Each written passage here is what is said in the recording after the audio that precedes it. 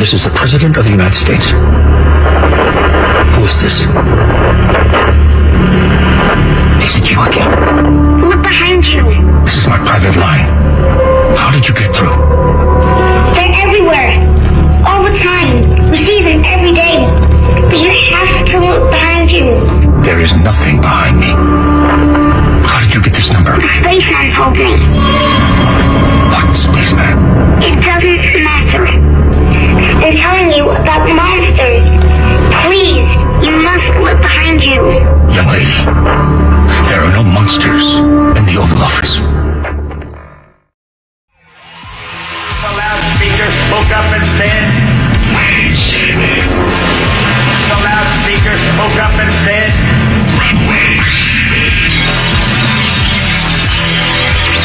the loudspeaker spoke up and said, did you hear that?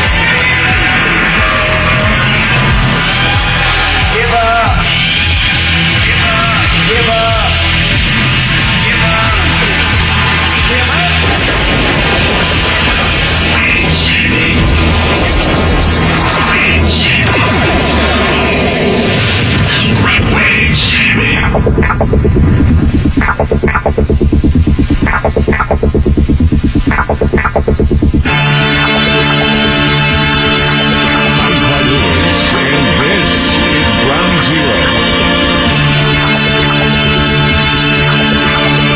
To call tonight, 888-673-3700. That's 888-673-3700.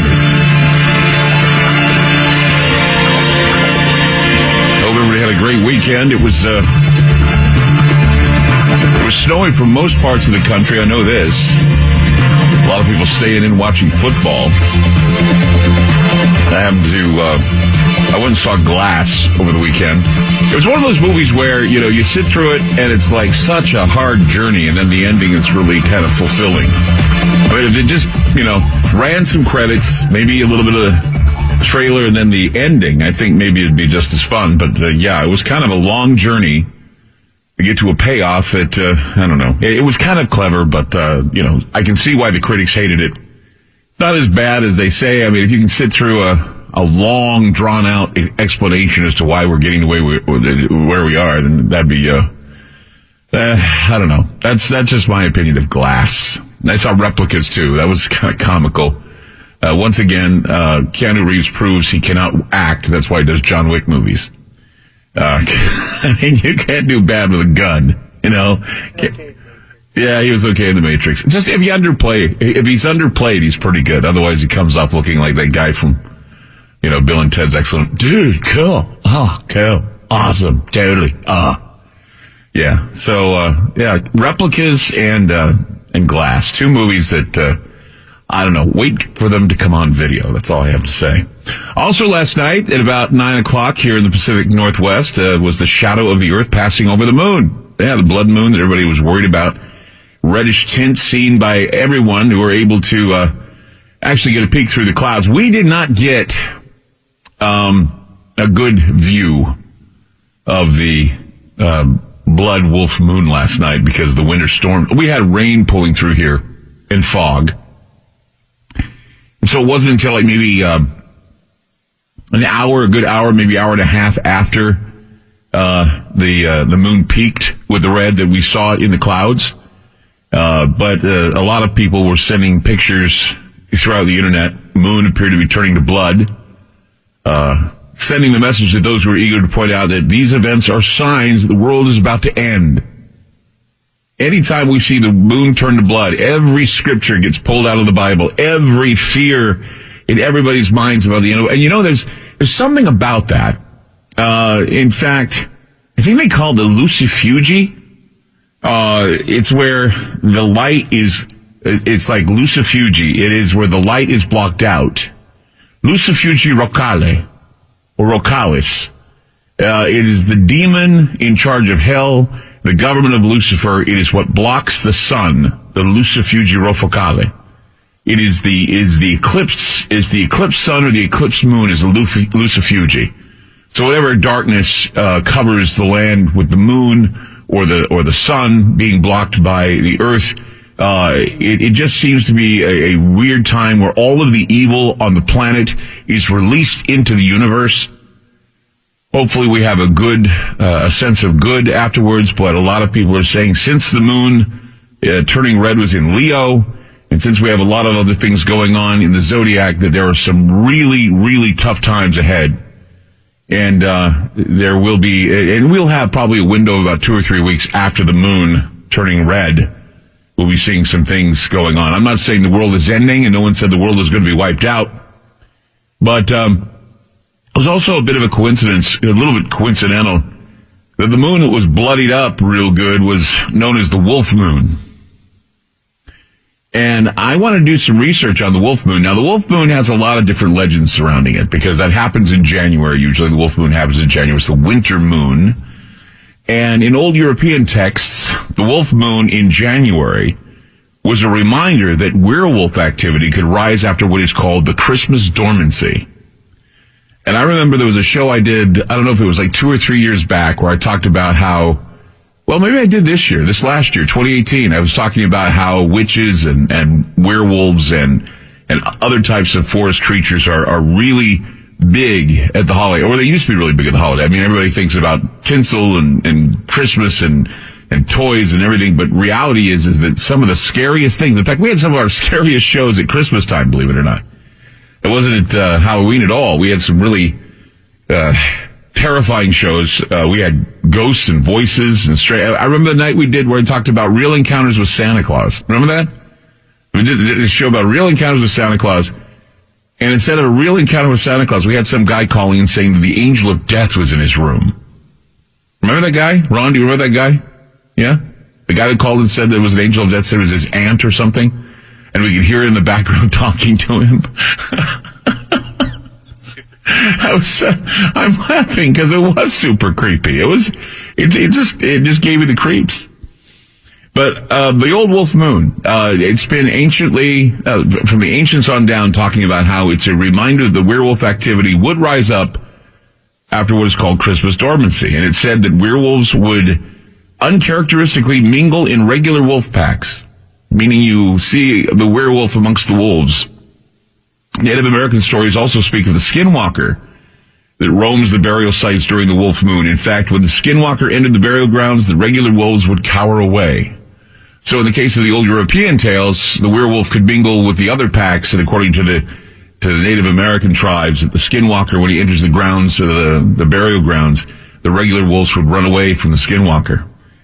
And this is another thing too. During a full blood wolf moon, it is reported that hostile presences are frequently felt during this typical moon phase. In fact, popular and authoritative perceptions could link the appearance of a spiritual visitor, many kinds of spiritual visitors, and there were shapeshifters and strange animals or monsters, both physically and symbolically, that would appear when the moon is full in January and there is an eclipse. So this is the first time, I think this is the last time we're going to have an eclipse like this for a while, at least one that we will see.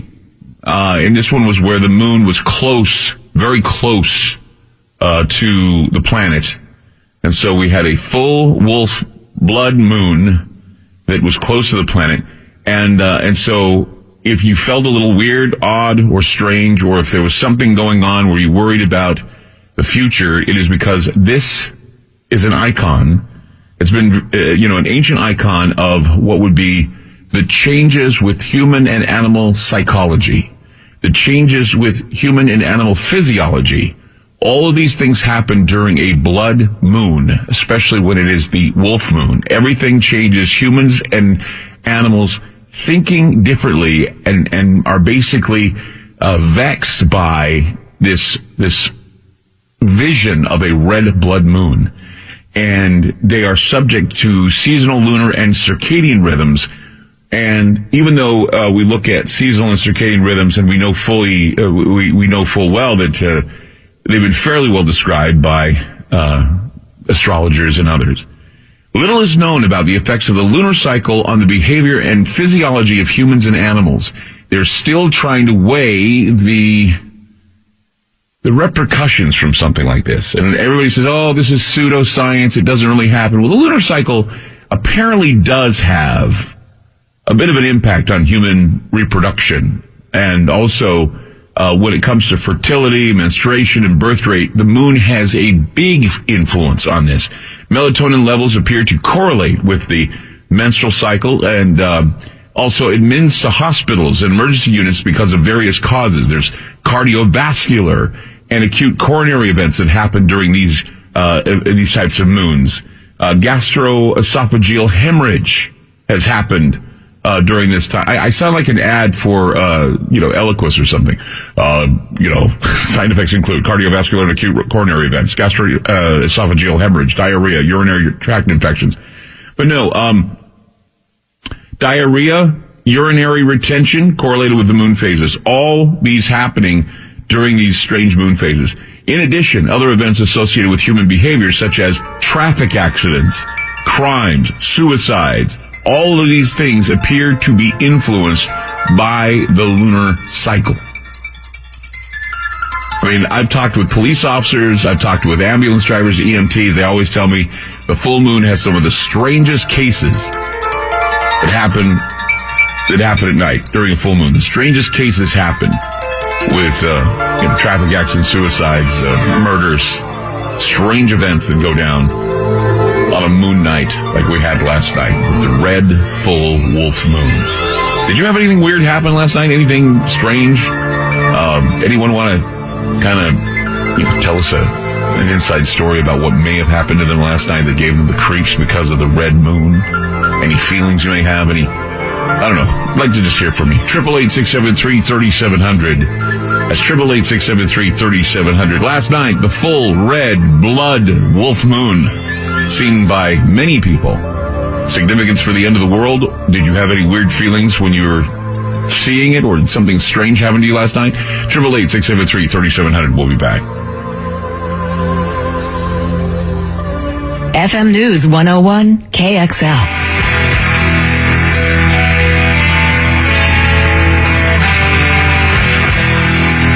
I'm Clyde Lewis. You are listening to Ground Zero. So when a celestial event is about to occur, there is plenty of excitement and anxiety that accompanies such an event. And there are always heavenly signs and anomalies, and depending on which astrology you ascribe to, there are many different causal models that influence humans on a psychological level. Now, humans can be influenced by these celestial events by means of minute disturbances of what they call the energy force that is accompanied by other known forces such as electromagnetism and gravity, things of that nature. There's a lot of waves, they call them, the wave frequencies happening to influence us from the heavens, as above, so below, as they say. And much of what can be called the mechanism of a celestial event not only interferes with energy forces, but it also creates a familiar symbolic anticipation that connects to past, present, and future events that, if exposed, will show what humans do and what they respond to during celestial events in ways many skeptics will dismiss as coincidence. That's why I ask you, did anything weird happen last night with this moon? It's a special moon. I'm not saying it's the end of the world, but it did have some weird significance on the zodiac charts. And the thing is that when you open your mind to speculation, when you open your mind to that conspiracy history and that mystical history stuff, you'll find out that there have been cycles in histories with these blood red moons that point to some cataclysmic cycle and apocalyptic cycle that coincide with celestial events. And many people who are religious realize that there are astrological overtones and overtures and ancient ritualism found in the holy books of the Quran, the Bible, and the Talmud. And when you look at these things and you think about them, like, for example, the Passover, the angel of death passed over and the moon was blood red when it happened, and this changed the world. It changed Egypt and how they treated the Hebrews and so many different things. President Trump, of course, inaugurated as president during this type of eclipse. Seriously bizarre, isn't it? We had this anniversary. World events are not just circumstantial, but the result of an organized campaign, I believe, by an elite group of unseen and widely unknown world leaders whose movements are just as mysterious as anything else. And at most times, they correlate perfectly with events that happen in the stars. Beliefs in ancient symbolism, secret societal occultism, ritual magic, all of these things affects us all regardless of religious beliefs and practices. And that's the truth. You know, you may say, well, I don't believe that. Well, it doesn't matter if you believe it or not, but your unconscious mind, it absorbs it. It absorbs everything. Whether you believe it or not, it absorbs it, and it's inside of you. These are the things that are inside of you that trigger dreams. You know, not everything you dream you believe in, I hope, because sometimes there are horrible nightmares that lurk in your head. Horrible nightmares that lurk inside of you. These are the dark archetypes that Carl Jung and others have talked about. And the ancient symbolism and the idea of a red blood moon and what it means to you on a visceral level, at a more primal level. I mean, we've grown more sophisticated than the caveman, I guess, right? That maybe this ancient hand-me-down cell structures we have, all of this psychological trauma that we've developed over the years that's handed down from generation to generation to generation, doesn't affect you, does it? Well, it does affect us. And leaders of the world make decisions based on these moon phases and the sun phases. Leaders of the world, including leaders like the Pope, for example, answer to other philosophies secretly while they're outwardly combining New Age and biblical symbolism to exercise absolute control over the world. Warlords are also guilty of timing military campaigns to celestial events. And as we move towards the days of the aftermath of what this blood moon is and what it did and how it affected us, we have to stop and analyze exactly what is happening around us and how these celestial events trigger changes in how we as humans see ourselves. Now, if you remember, I talked about the solar eclipse. I remember saying there's a window after the solar eclipse where psychologically we're going to be affected by this, and it could be months, maybe a month. I said I give about 2 months. Give about 2 months maybe, or 3 months that we'd start feeling the effects of this.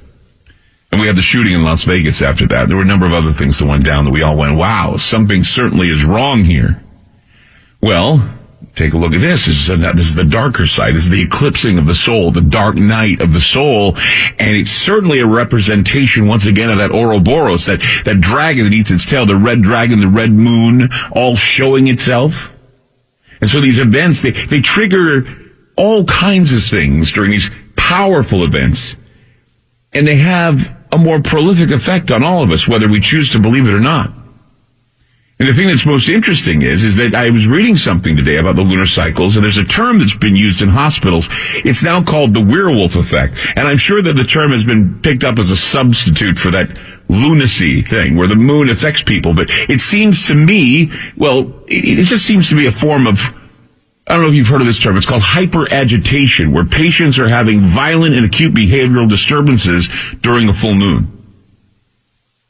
They've also, there's also been cases of excited delirium during a full moon. It's also known as agitated delirium, where there's this condition where patients exhibit psychomotor agitation delirium.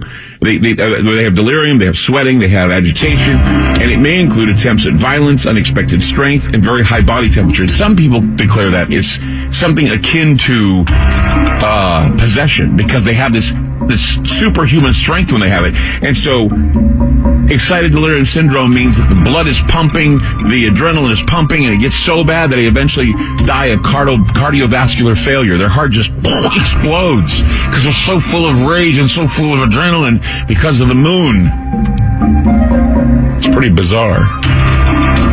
In fact, that's why they call it werewolf syndrome, right? Because you don't sprout hair like Lon Chaney Jr., but you certainly act like you're a beast. Which brings me back to the movie Glass and the beast that was in that film. It's just some amazing correlation. As we saw the beast on the screen, of the excited delirium and agitation delirium that some people can have during a moon. More with Clyde Lewis and Ground Zero on FM News 101. Darkness falls across the land. The midnight hour is close at hand. Creatures crawl in search of blood to terrorize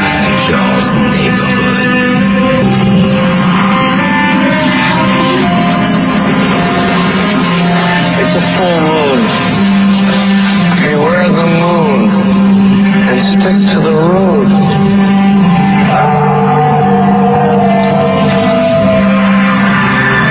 were werewolf stories as far back as you find recorded stories, and in all countries, in Greece and Middle Europe and Asia, they're everywhere. We find very strong werewolf myths in the Greeks, Romans. I mean, you got Roman werewolf stories which sound like they were, they were produced by Hollywood last week.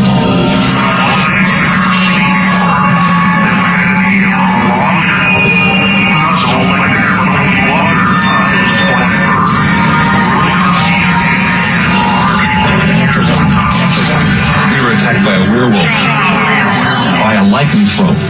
A werewolf. Wolf's bloodline must be severed. It'll protect you. It'll protect you. Protect me. From whom? Me? Protect you. Protect me. Just in case. That's a dog. You hear that? Lucifugee Rofocana. Lucifugee Rofocana.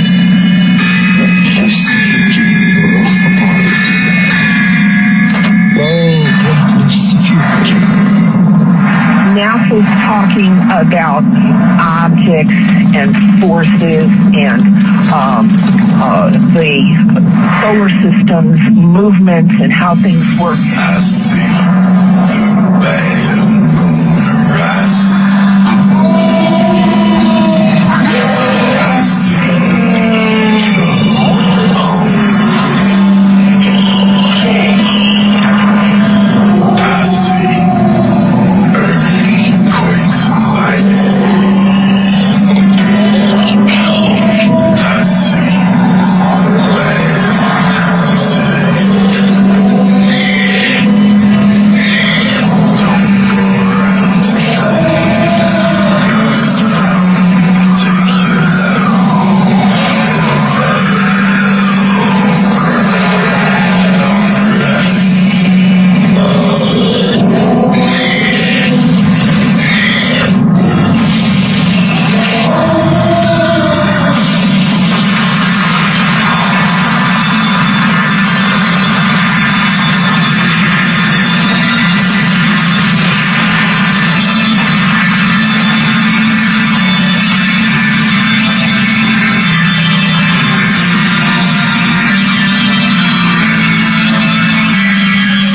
I'm Clyde Lewis. You are listening to Clyde Lewis and Ground Zero, 888-673-3700. That's 888-673-3700. It's the blood moon. Well, they call it the wolf moon, the blood wolf moon, big moon. People saw it around the world. They saw it here in the United States especially, and wow. It's certainly a moon that a lot of people said strange things happened on that night. So, of course, the after effects, too. We got to think about that. Let's go to Margaret in Pennsylvania. Hi, Margaret. You're on Ground Zero. Hi, Clyde. Listening to you, I wasn't even going to call, but you had said something about dreams. Mm-hmm. And I had a nightmare last night. I don't remember all the details to it, but that's not unusual for me. I don't remember dreams. I just remember the emotional attachment that the dream gives me. Mm-hmm. And so when I woke in the middle of the night, I woke to a cold sweat and a panic. And I was trying to catch my breath, and all I could think about was getting away, escaping, finding protection. So whatever the dream was, it scared me so much that I woke up in this cold, clammy sweat. And I don't like my apartment to be very warm, so at night I turn it down to 67, and so there would be no reason for me to be perspiring. you know. So it just really disturbed me enough that it's bothered me all day. And I was listening to the news to see if anything happened. And I was, you know, I texted my son to make sure he was okay. And, you know, like I said, I can't give you a lot of details of the dreams because they kind of fade away once I wake up, except for the fact that I know I was trying to run, I was trying to hide, trying to get some kind of protection, and I don't even know from what. So you were certainly being terrorized by something. You couldn't necessarily figure out what it is, but you were searching what? You were trying to hide from it? Yes, and it I was tossing so much that when I woke, my blanket was all twisted around me, and I normally don't do that. I mean, this was very disturbing, and it just, like I said, it just has lingered with me all day. And so, you know, when you were asking about strange things happening, I didn't really even make a connection until you said dreams. And then I thought, ooh, I think I should call and tell them about this. It's really unfortunate that I don't remember my dreams, a lot of detail to them. I just remember what emotions they give me. And this definitely gave me panic and fear and survival. So the unconscious mind is sensing something great that's going to terrify you that's coming, or that may have haunted you in the past, but it just seems to me that if you're not aware of what it is, then maybe it's not something that happened to you in the past. It may happen to you in the future. That's very possible, because in the past, when I've had some nightmares and I can remember bits and pieces to them, I can normally relate them to something that has happened. Sure. I broke both my wrists 3 years ago, and I had a dream of my hands and arms being gone, and I was in cast on both of my arms for 6 weeks and wasn't able to do anything. Wasn't able to feed myself, wasn't able to anything. And so that made perfect sense to my dream to haunt me like that, because it was one of the worst experiences in my life, right, to not be able to take care of myself. Mm-hmm. And so, but this was so bizarre. I just have a feeling of it being so bizarre, this dream. Well, I'm curious if any outward environment would have caused this, because sometimes, like, for example, I remember one time when I was recovering from the surgeries I had. I was in bed, I was sleeping, and I had this terrible dream that these aliens they had me in this menagerie, and they were telling me that if I were to play, they had these, like, paddles that were in front of me. And they had patterns of the paddles. And they said, if you can figure out these patterns, and you can hit the paddles, kind of like a Simon game. If you can figure out what these patterns are, you can hit the paddles to what we tell you. So the paddles would flash, and then I had to hit the paddles to match the flashing and the sequences and the tones. And if I didn't, a stabbing pain would hit me. And so every time I touched the wrong paddle, I'd feel a stabbing pain. And what it was is that during the night, of course, I was trying to sleep, and I was having stabbing pain at night, so I had to get up and take some more Dilaudid or whatever. But it was like, the whole thing was just terrifying me, because I felt as though that I was in this menagerie created by these aliens, and that they were torturing me, and I had to kind of hit the paddles at the right, like kind of like Simon. I had to do like a Simon game, trying to hit the paddles at the correct time, and I couldn't do it. And that was frustrating me. So I'm curious about whether or not there was something environmental outside your bed that was giving you these, this terror, this nightmare, or whatever it was, this night terror, and it created this. Or, once again, we have to, kind of play into the idea that last night was a strange moon in the sky. There could have been some, environmental things going on with you, maybe some body changes, and maybe something that's going to happen in the future that you're not aware of. Well, that's, any of those are possibilities. I can only say the only other time I had a dream but it was a reoccurring dream, and it was very bizarre. I grew up in a place in Pittsburgh called St. Clair Village. It was a housing project.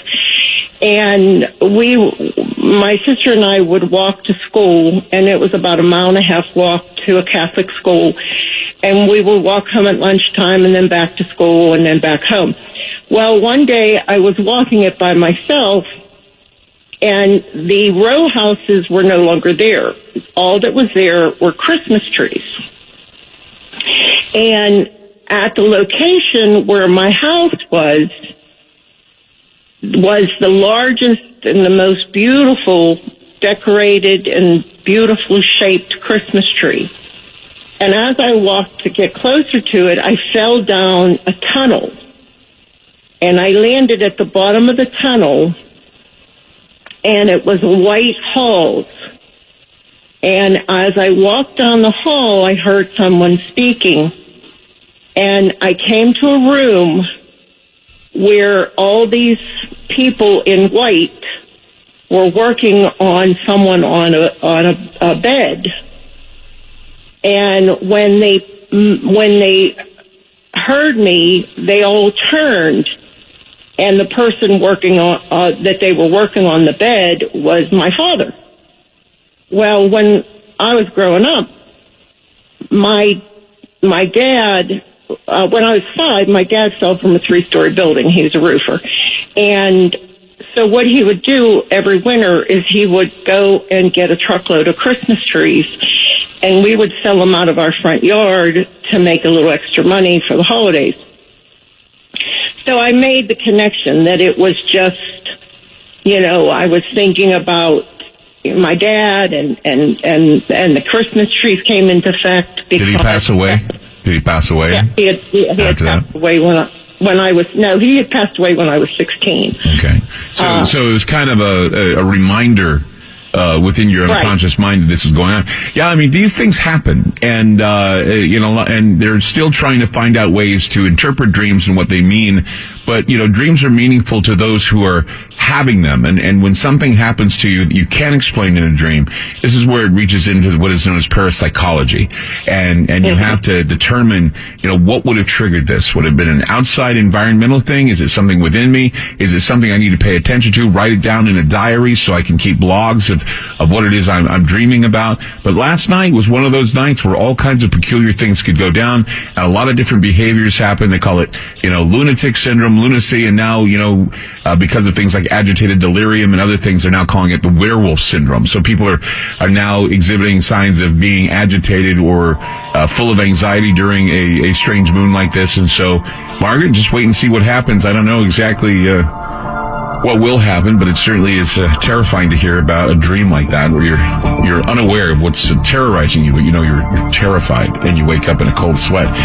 888-673-3700. That's 888-673-3700. Werewolf syndrome, agitated delirium, excited delirium, a number of terminologies for hard adrenaline pumping through the bloodstream, sometimes to the point of heart palpitations and even the heart exploding at times.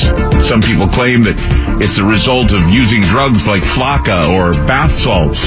But when people are examined with this type of malady, they find there are no drugs in their system. Something just all of a sudden triggers, and the body pumps out. It gets superhuman strength, all kinds of other crazy stuff.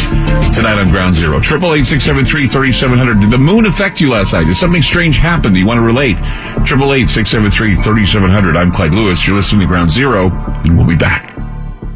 Hey, I'm Clyde Lewis, and Ronnie is with me. We're talking about the 3-letter oil. It's a mystery to some, but to others, it's been a healing tincture. What about it, Ronnie? What makes the 3-letter oil so special? When I say off the charts, I'm not even joking. From digestion to diabetes to all the different things that we talk about, it does something for. And lots of people like it for when they have occasional pain. Because if you have pain, this is your friend, because it takes everything in your body that's inflamed and turns it the other direction. So I use it myself, and I love it. And I notice this is what tells me is the people that order it, order it again and again and again. So that kind of tells you something. Yeah, I take it as an anti-inflammatory as well, because I cannot take NSAIDs, because if I have some pain that I'm dealing with that creates inflammation, I cannot take an NSAID. So taking something as safe as the 3-letter oil, I certainly can do that, get rid of the inflammation and feel a lot better. It'll come on again, and I just put a little on the area where it's having the inflammation, it goes away. Think about this.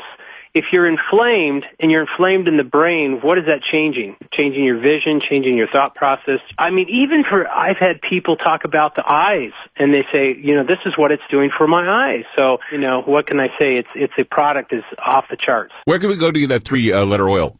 AncientLifeOil.com. That's AncientLifeOil.com. Thanks, Ronnie. More with Clyde Lewis and Ground Zero on FM News 101.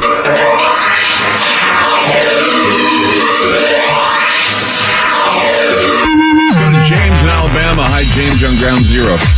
Hey, Clyde, how you doing? Doing good.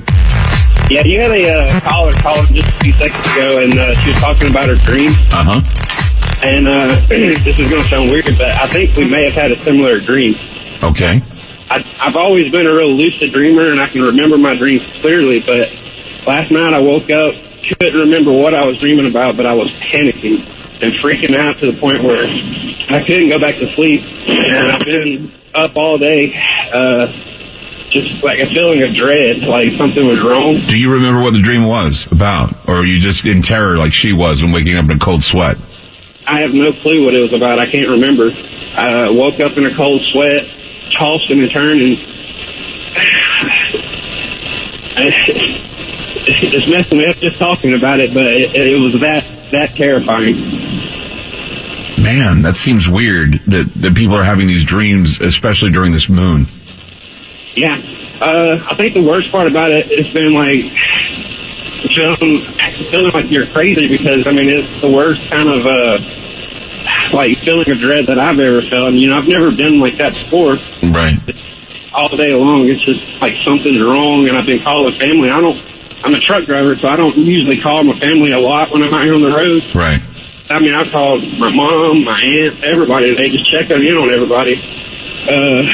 But so far, other than just the normal stuff, ain't nothing been wrong. It's just the feeling, Well, James, be careful and be vigilant, okay?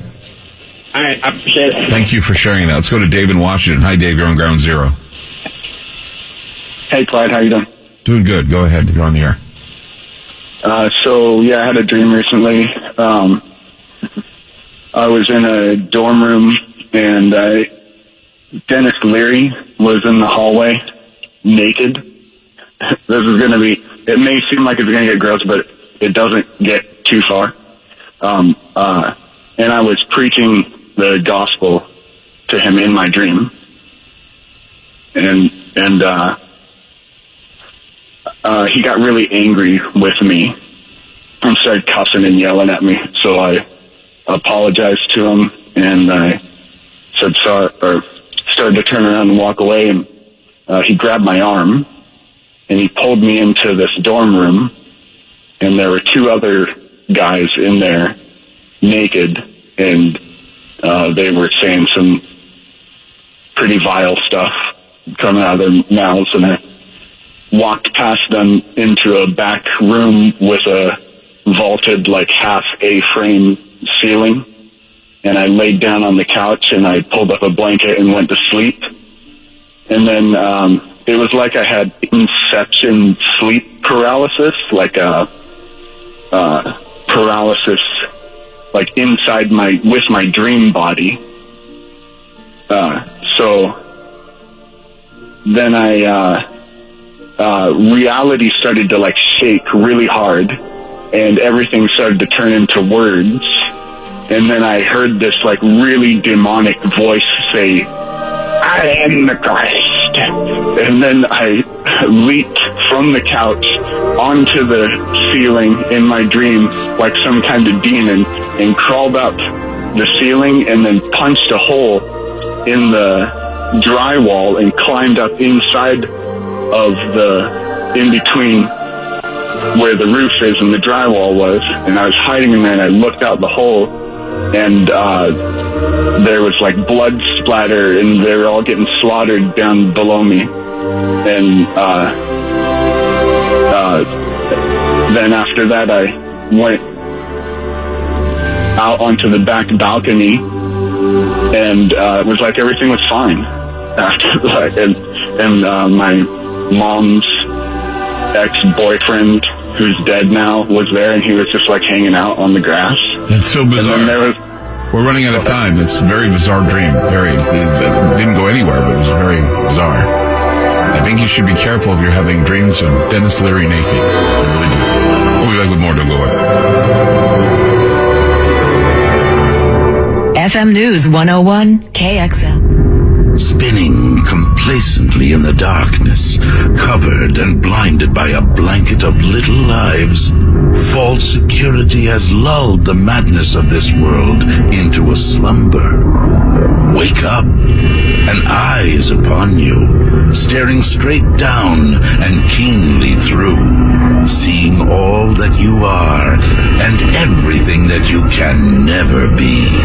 Yes, an eye is upon you, an eye ready to blink. So face forward, with arms wide open and mind reeling. Your future has arrived. Are you ready to go?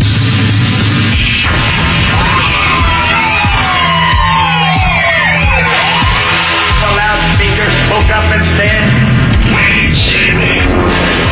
The loudspeaker spoke up and said, "Wait, Jimmy." The loudspeaker spoke up and said,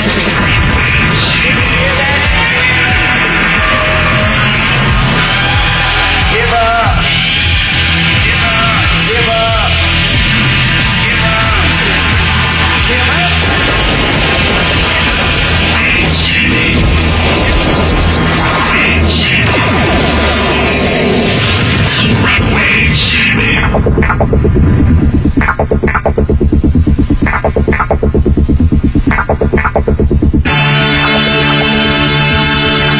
I'm Glenn Lewis, and this is Ground Zero. The numbers to call tonight, 888-673-3700. That's 888-673-3700. Talking a little bit about some of the things we experienced during the red blood moon. And a lot of people had a few dreams that they were giving me in the last hour they had during the blood moon. I want to get to some of them, and then we're going to get to our guest tonight. I want to just kind of go through a few calls because I want to be able to kind of shift gears a little bit. So let's hear some of these calls. Go to TJ in Rhode Island. Hi, TJ on Ground Zero. Oh, it's cold here, Clyde, and this is something a little more poltergeisty than no dream involved here. As a matter of fact, just to be honest, I thought I heard whistling in my house. But let me start with yesterday night. Now, you know I'm a sober, rational individual based on our conversation. Mm-hmm. And I will say, you know, we had really bad weather, and it was cold, it was windy, and that this house I'm in is like 150 years old or more. Mm-hmm. And so I can also say that in 50 years, what I'm about to tell you has never happened. And I've got unbroken residence to prove that, to back it up. But we've had, again, worse weather, colder, and windier than anything here. So keep that in mind. Sure. Last night, it's about 11, 12 o'clock, and all of a sudden, on the outside of the house, I hear a bang. Like somebody's, taking a battering ram and hitting the outside of the house. And that happened a few times during the night. And this is around, 12, 1 o'clock in the morning or so.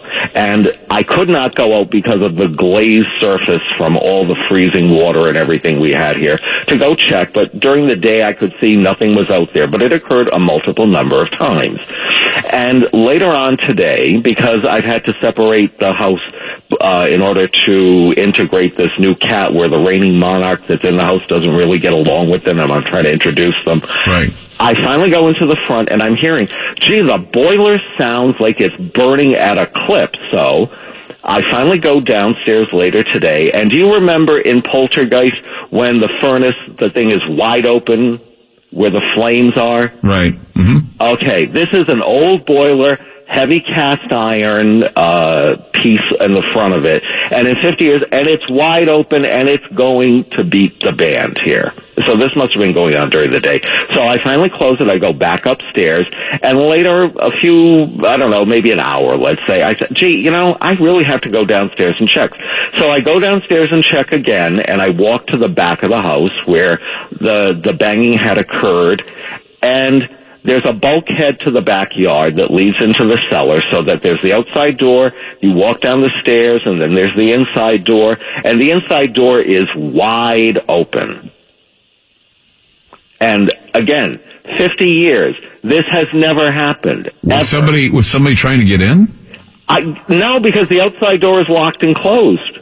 It's just that the furnace, somehow this heavy cast iron covering to where you would look at the flames is wide open, and the back bottom of the bulkhead entrance is wide open, and this all occurs after the fact that bang on the outside the night before. That'd be and terrifying. a few more times bang on the outside of, and I'm saying, never happened in 50 years.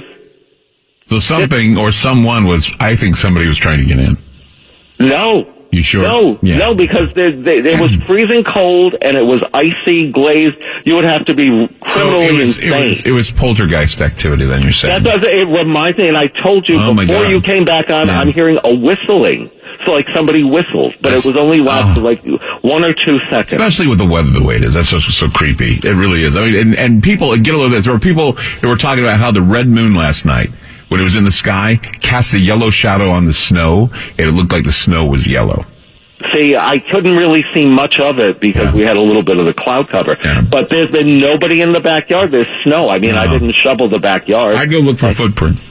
There's nothing. There's nothing. But I'm saying these were loud, and I don't know how, even if somebody wanted to get in, the bangs occurred above the bulkhead, and they were between the two windows. I mean, the person would have to be 20 feet high. Well, it's like I said, hostile presences are always felt, or always somehow appearing during moon phases. And that's been, because of the fact that red moon is very powerful, and the fact that it's a wolf moon, once again, raises suspicions about the wild animals and the psychology of wild animals, and maybe even the mix of both man and wild animals. There's the Wendigo, and there's werewolves and all kinds of shapeshifters and strange stuff.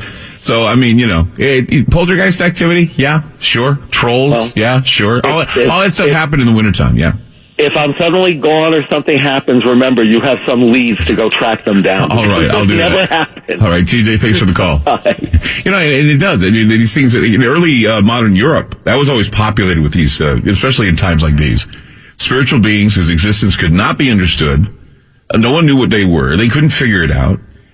They could only marginally come up with some ideas to either, they go to their Protestant or Catholic doctrines, and what do they find? They find that there's actually a belief among the churches at the time that these entities reflect the perpetuation of the community between the living and the dead. And human and animal psychology or physiology, always subject to seasonal, lunar, and circadian rhythms. And the lunar cycle has had an impact all the time, as I said earlier, about human reproduction, fertility. People have had coronary events, cardiovascular instances, weird dreams. People are having weird dreams, I guess, last night, a lot of unexplained dreams. And, of course, I was talking about something called werewolf effect, which I'm sure the term has been picked up as a substitute for what is called lunacy or the lunatic feeling or whatever. It seems like a form of hyper-agitation where people who've been admitted to hospitals have these violent and acute behavioral disturbances during a full moon. They call it excited delirium. In fact, over the past decade, the excited delirium syndrome has raised continued controversy regarding the cause and manner of death of some highly agitated persons while they were held in police custody, restrained, or incapacitated by electrical devices. And usually at the autopsies, medical examiners have difficulty in identifying an anatomic cause of death, but frequently cite psychostimulant intoxication is a contributing factor. In fact, I have a phone call. Now this is something, now let me remind you, this type of agitated delirium, if you remember, there was a naked man who was eating the face of another naked man on a Miami highway. Remember that? That was said to be agitated delirium. They said, well, maybe he was on bath salts. Well, they did an autopsy and they found out there was only marijuana in his system. Then, of course, there was a porn actor who reportedly killed a man in Canada, dismembered his body, ate the flesh from his corpse, fled Canada, was eventually caught in Germany. He was not on any drugs, said he just had some weird blackout. A Maryland man allegedly admitted to eating the heart and brain of his dismembered roommate. The media reported that the man was on flakka, but it was found the man had only a few beers in his system.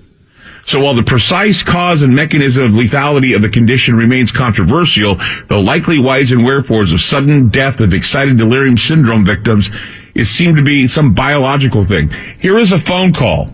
Now, this is what is interesting. This is a phone call that I got in my library of a woman calling up paramedics, all right? And her son apparently had told her that he was turning into a werewolf. Listen to this call. It is just, it's mind-boggling and it's scary as to hear it. Here it is.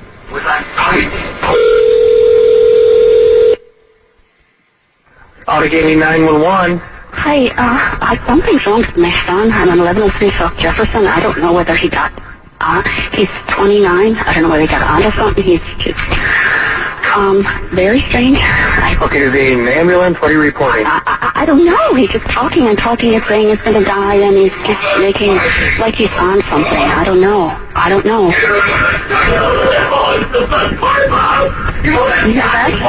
Does he live there? Huh?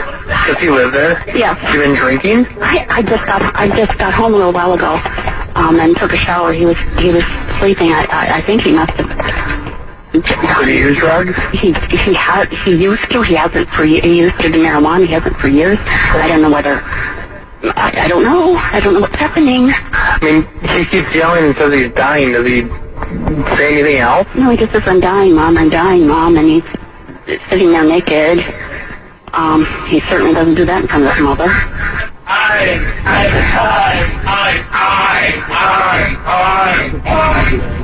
Okay, we are dispatching help, okay? Yeah. I want you to tell me if he does anything else.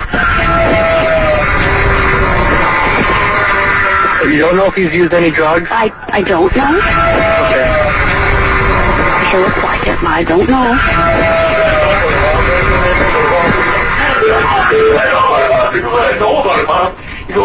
I'm getting you some. And that's a call. It's a terrifying call. Apparently, a woman was saying that she got out of the shower. Her son was in the room. He was there, and he claimed that he was turning into a werewolf. He said he was dying inside. He felt like he was dying inside, turning into a werewolf. They said it was excited delirium agitation syndrome. The man eventually died from cardiovascular collapse, but he was saying he was going through the transformation into a werewolf. And so, think about that for a moment. That is a terrifying call. Coming up, we have Linda Godfrey on the program. You know her from The Beast of Bray Road. She has another book she's got, and also to talk more about this werewolf syndrome and a number of werewolf cases that are fascinating, especially after this blood moon, the wolf blood moon. That's tonight on Ground Zero, 888-673-3700. That's 888-673-3700. Don't go away. Linda Godfrey up next. More with Clyde Lewis and Ground Zero on FM News 101.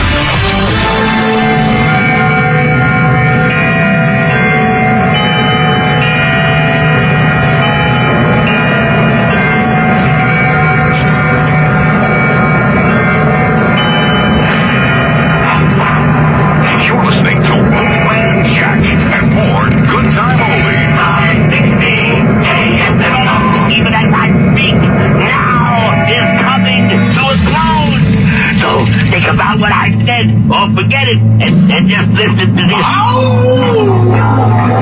What's that I see walking in these woods? Why, it's Little Red Riding Hood. Hey there, Little Red Riding Hood. You sure are looking good.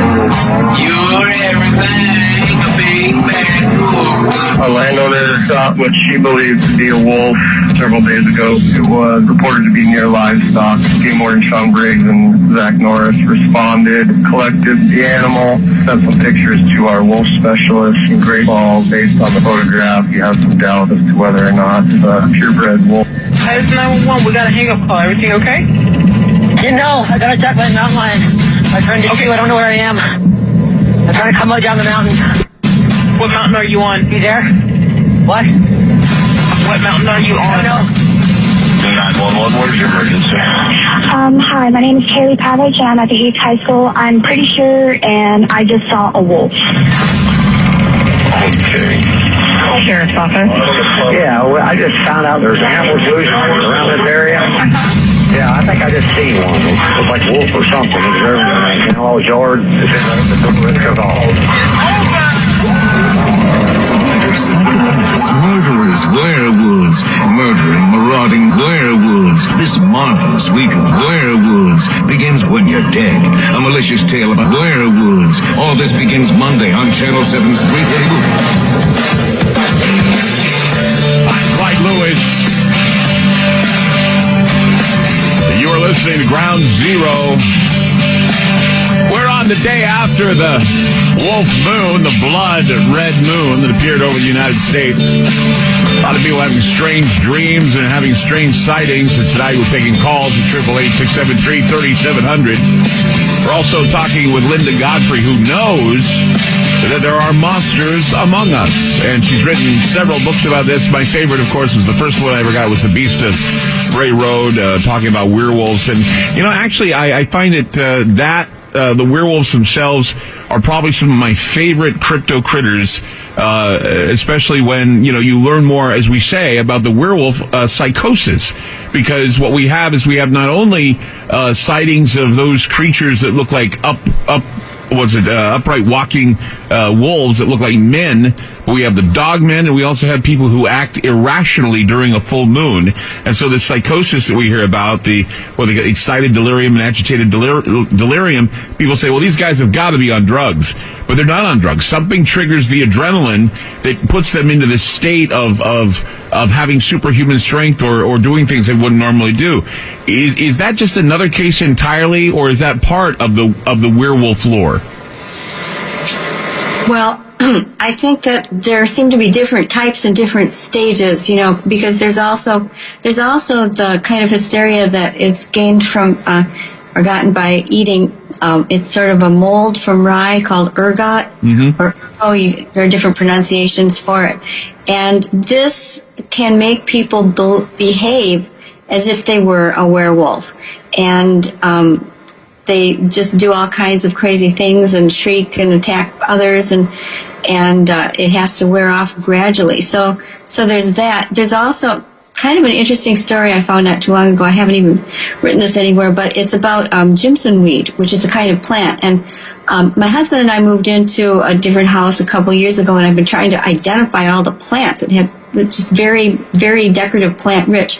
And I had right on my patio were these kind of strange looking vine things. And I looked it up, and I found out they were actually Jimson weed, which was something that back in the Revolutionary War, one of the cooks, I can't remember what regiment or anything like that, but he was looking for something to feed the men in early summer when there weren't crops in or anything, and he found these things that looked like a salad from Europe, a salad plant from Europe, and he fed it to the men, and they were doing things like jumping up to the rafters and crouching and acting like apes, beating their chests, not coming down. Mm-hmm. You know, there are some, you know, chemical poisonous types of answers for a few of these types of behaviors too. But there's another one that I thought of that I haven't really written this in any of my books either, because I'm not sure what the lady's problem exactly was, but it was a few years ago, and I happened to be doing a book talk on The Poisoned Widow, which was actually my first book, and it was a true historic crime poison type of book. And I was talking to, it happened to be a group of teachers who were just ending their summer vacation, and it was some teaching group. So and it was at a Barnes & Noble in Racine. So I'm talking to these ladies, and I noticed this other woman kind of sidling up behind the bookcases, and she was standing behind the bookcase right behind me and kind of listening in, although she could have come in and sat down anytime she liked to, but she was kind of lurking. So she was sort of on my radar, and it was making me nervous. And she finally came around the bookshelves and then was standing there for a while, and she waited till I paused, and then she started saying very dramatic things like, "It follows me in my house," you know, because we were talking about the wolf creatures too, and she said, they follow me in my house. They're this high, they do this and that, and then if I'm not doing what they say, I get the mark of the paw. And she ripped her shirt up to her elbow, so her forearm was exposed. And I kid you not, it looked like a not so healed burn mark. You know when you burn yourself and it kind of puffs up and turns red, right, but there are sharp edges on it? Yes. That's what this looked like. I mean, it looked like she had taken a piece of metal that was carved like a wolf claw, because it had long claws in front and then kind of the foot shape to it. And it took over her whole forearm, the underside of her forearm, and looked just like it had been burned into place. Wow. And she kept saying the mark of the paw. And, I think she just kind of wandered off, because I don't remember, the ladies were kind of very shocked and surprised, who were listening to her. It happened to be all female teachers that day.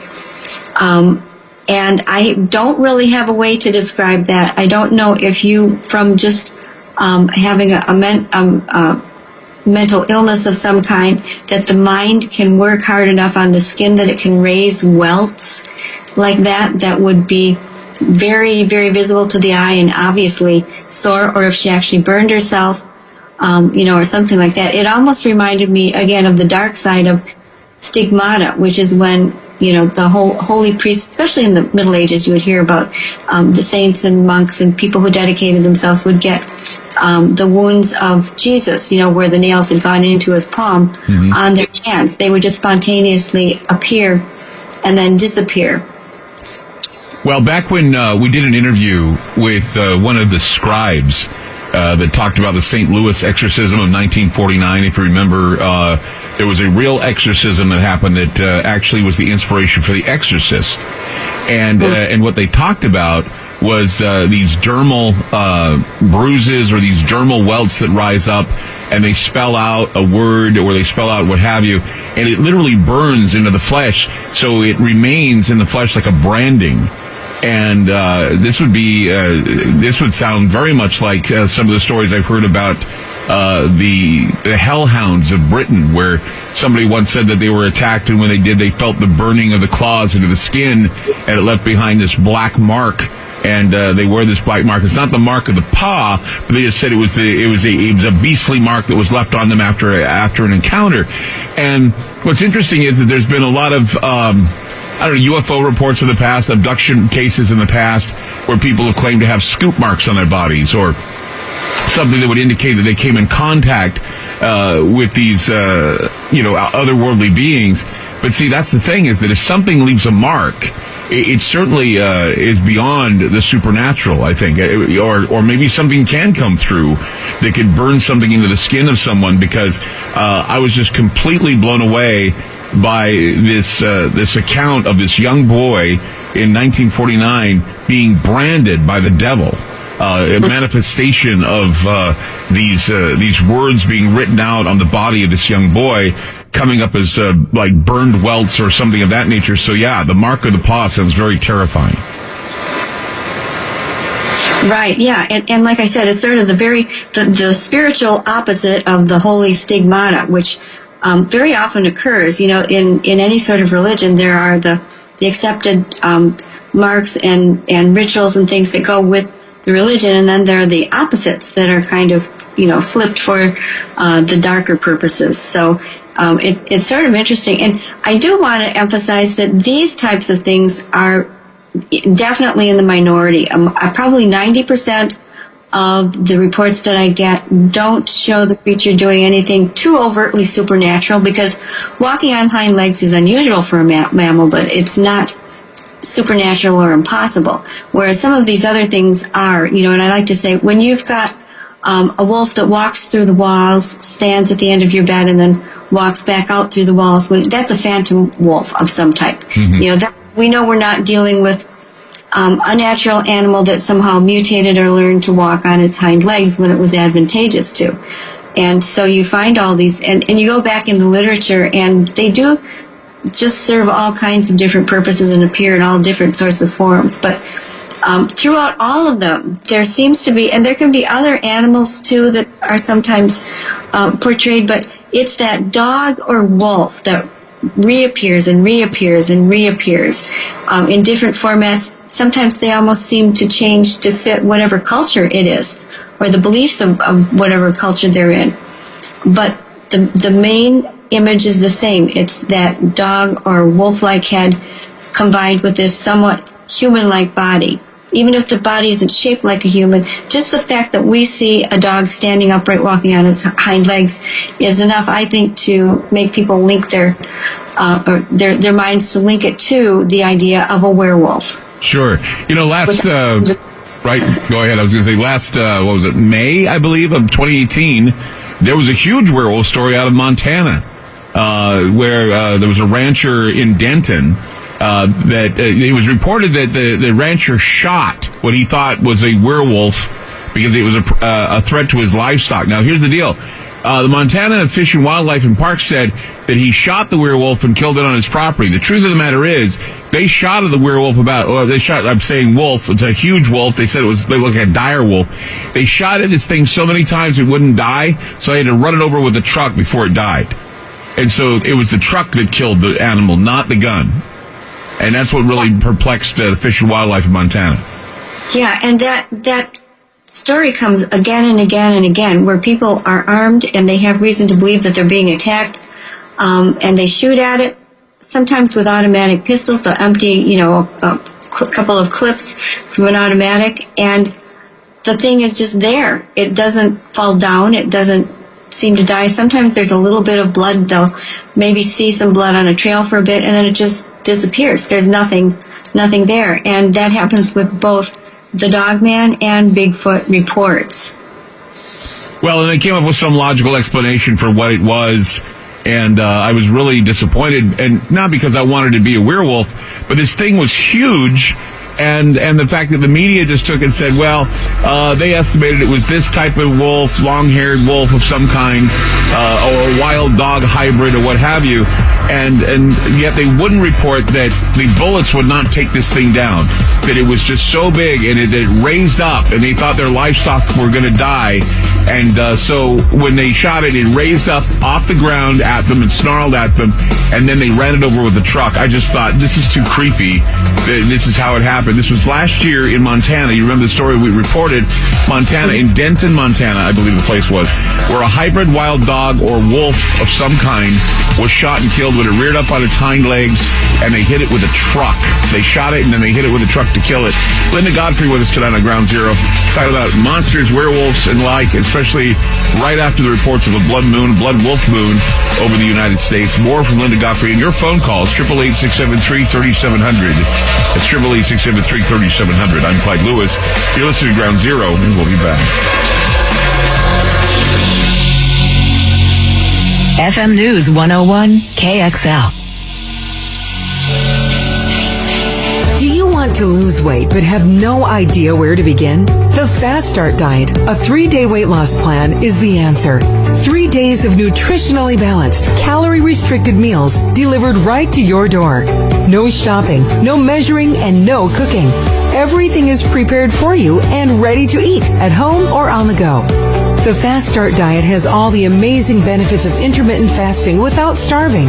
We've helped thousands of people who have struggled to reach their weight loss goals. Isn't it time we helped you? With the Fast Start Diet, you'll lose weight and feel great. Clyde Lewis here for Fast Start Diet. You know it works. Now it's your turn. Available on Amazon or go to faststartdiet.com. Use promo code ClydeSAVE and get 10% off your first box. You'll also get the #1 rated Lipo3 appetite suppressant spray. Free. Whatever your weight loss goals, begin with faststartdiet.com. Use promo code ClydeSAVE. That's promo code ClydeSAVE. You're listening to Ground Zero with Clyde Lewis on FM News 101.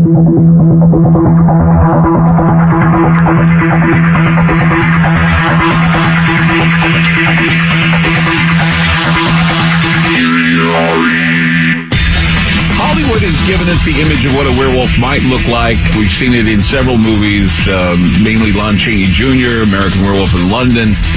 However, werewolves, from one standpoint, there could be people among you that have werewolf psychosis. And there's some of you that have actually seen these creatures, whether they be a creature they may mistake as Bigfoot, a dogman perhaps, or something like this. Linda Godfrey has written about them. And Linda, we've been talking about this as like matter of fact that werewolves exist. And people are like, are you crazy that werewolves exist? But, you have a background in journalism. You've written for newspapers.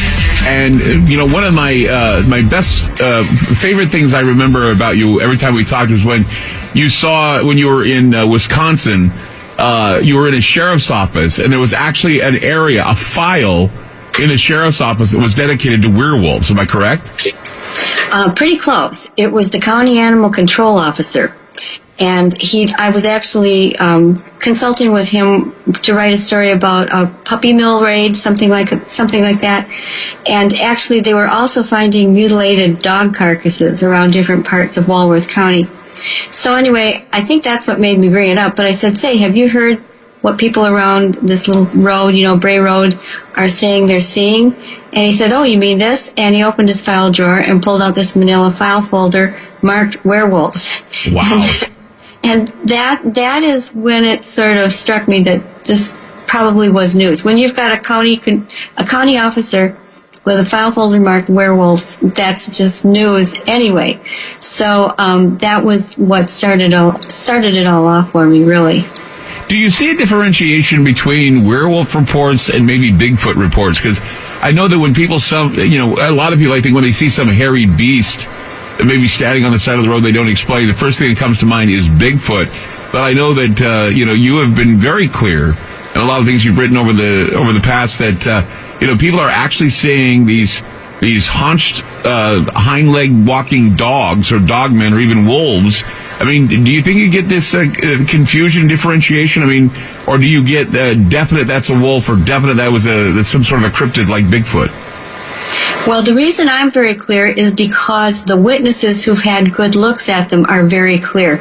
When anybody is able to see it in a good light, from not too far away, and they have a really good look at it, they say this was definitely a canine. It had the pointy ears on top of the head. It had the long muzzle. I saw the fangs. It had claws at the end of its fingers, even though they'll often describe sort of elongated paws, but that's different from an actual hand. And then most of all, the tip-off is always that they'll say, and this is never true of like a human or a Bigfoot, they'll say it was walking or running really well, but it was like its legs were on backwards. And what they're actually telling me is that they're seeing it running on the toe pads, and that what we would consider the heel, in animals it's called the hock, and it's back up halfway up the leg. So it looks like it's running on it. We try to translate it to human terms, and it just doesn't work out. But that is the signature of the canine leg, and other four-footed animals are kind of the same way. But only bears will run on their flat feet and run at the same time naturally, and a few others. But yeah, I'm very convinced that people understand the difference between a canine and a large primate. It's very different. Even though the bodies are arranged differently, Bigfoot has shoulders. It can pick things up and throw. It has opposable thumbs. Right. It can swing something, or throw it with its arm the way a human does. And that, again, is something that an actual canine cannot do. Sure. I do like, my favorite term for them is unknown upright canines, because I don't believe that these are werewolves in the old traditional Hollywood/medieval sense of the word werewolf, where I don't think that they are going out and killing people. We don't have any records. There would have to be so many dead people ravaged and lying around, which were found. I mean, back in the Middle Ages, there were things that people believed were werewolves. Sometimes we're out of time. We'll be right back with more. Right back with more. Stand by. All right, bye-bye. We'll be right back. FM News 101 KXL. Join me on a journey where getting lost is the only true destination. Where the past, present, and future all coexist on the same timeline. Where happiness is an illusion. This is the future we are in right now. Where our phones are the first things that we touch when we wake up, the last thing we touch before falling asleep. Radiant, seductive screens we self-lovingly, endlessly gaze upon. Much like you're doing right now. Welcome to a future where our true reflection is only revealed past the screen goes dark. Welcome to the darkness. I hope you find it enlightening.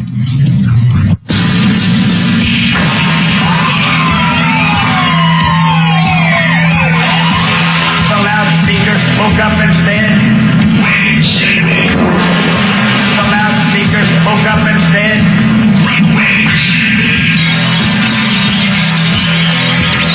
the loudspeaker woke up and said,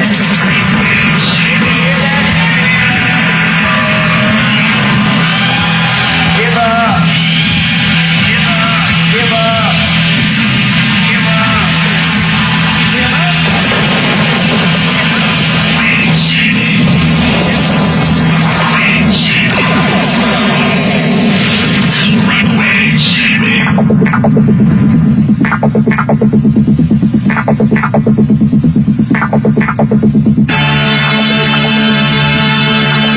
Clyde Lewis, and this is Ground Zero. The numbers to call tonight, 888-673-3700. That's 888-673-3700. It's the day after the red-blooded wolf moon. Many people saw the moon in the sky last night, saw it turn a rosy tint because of the shadow that passes over the moon. And many people calling the show in the first hour say they were having strange dreams and having strange paranormal experiences. You know, there have been sightings during moon phases.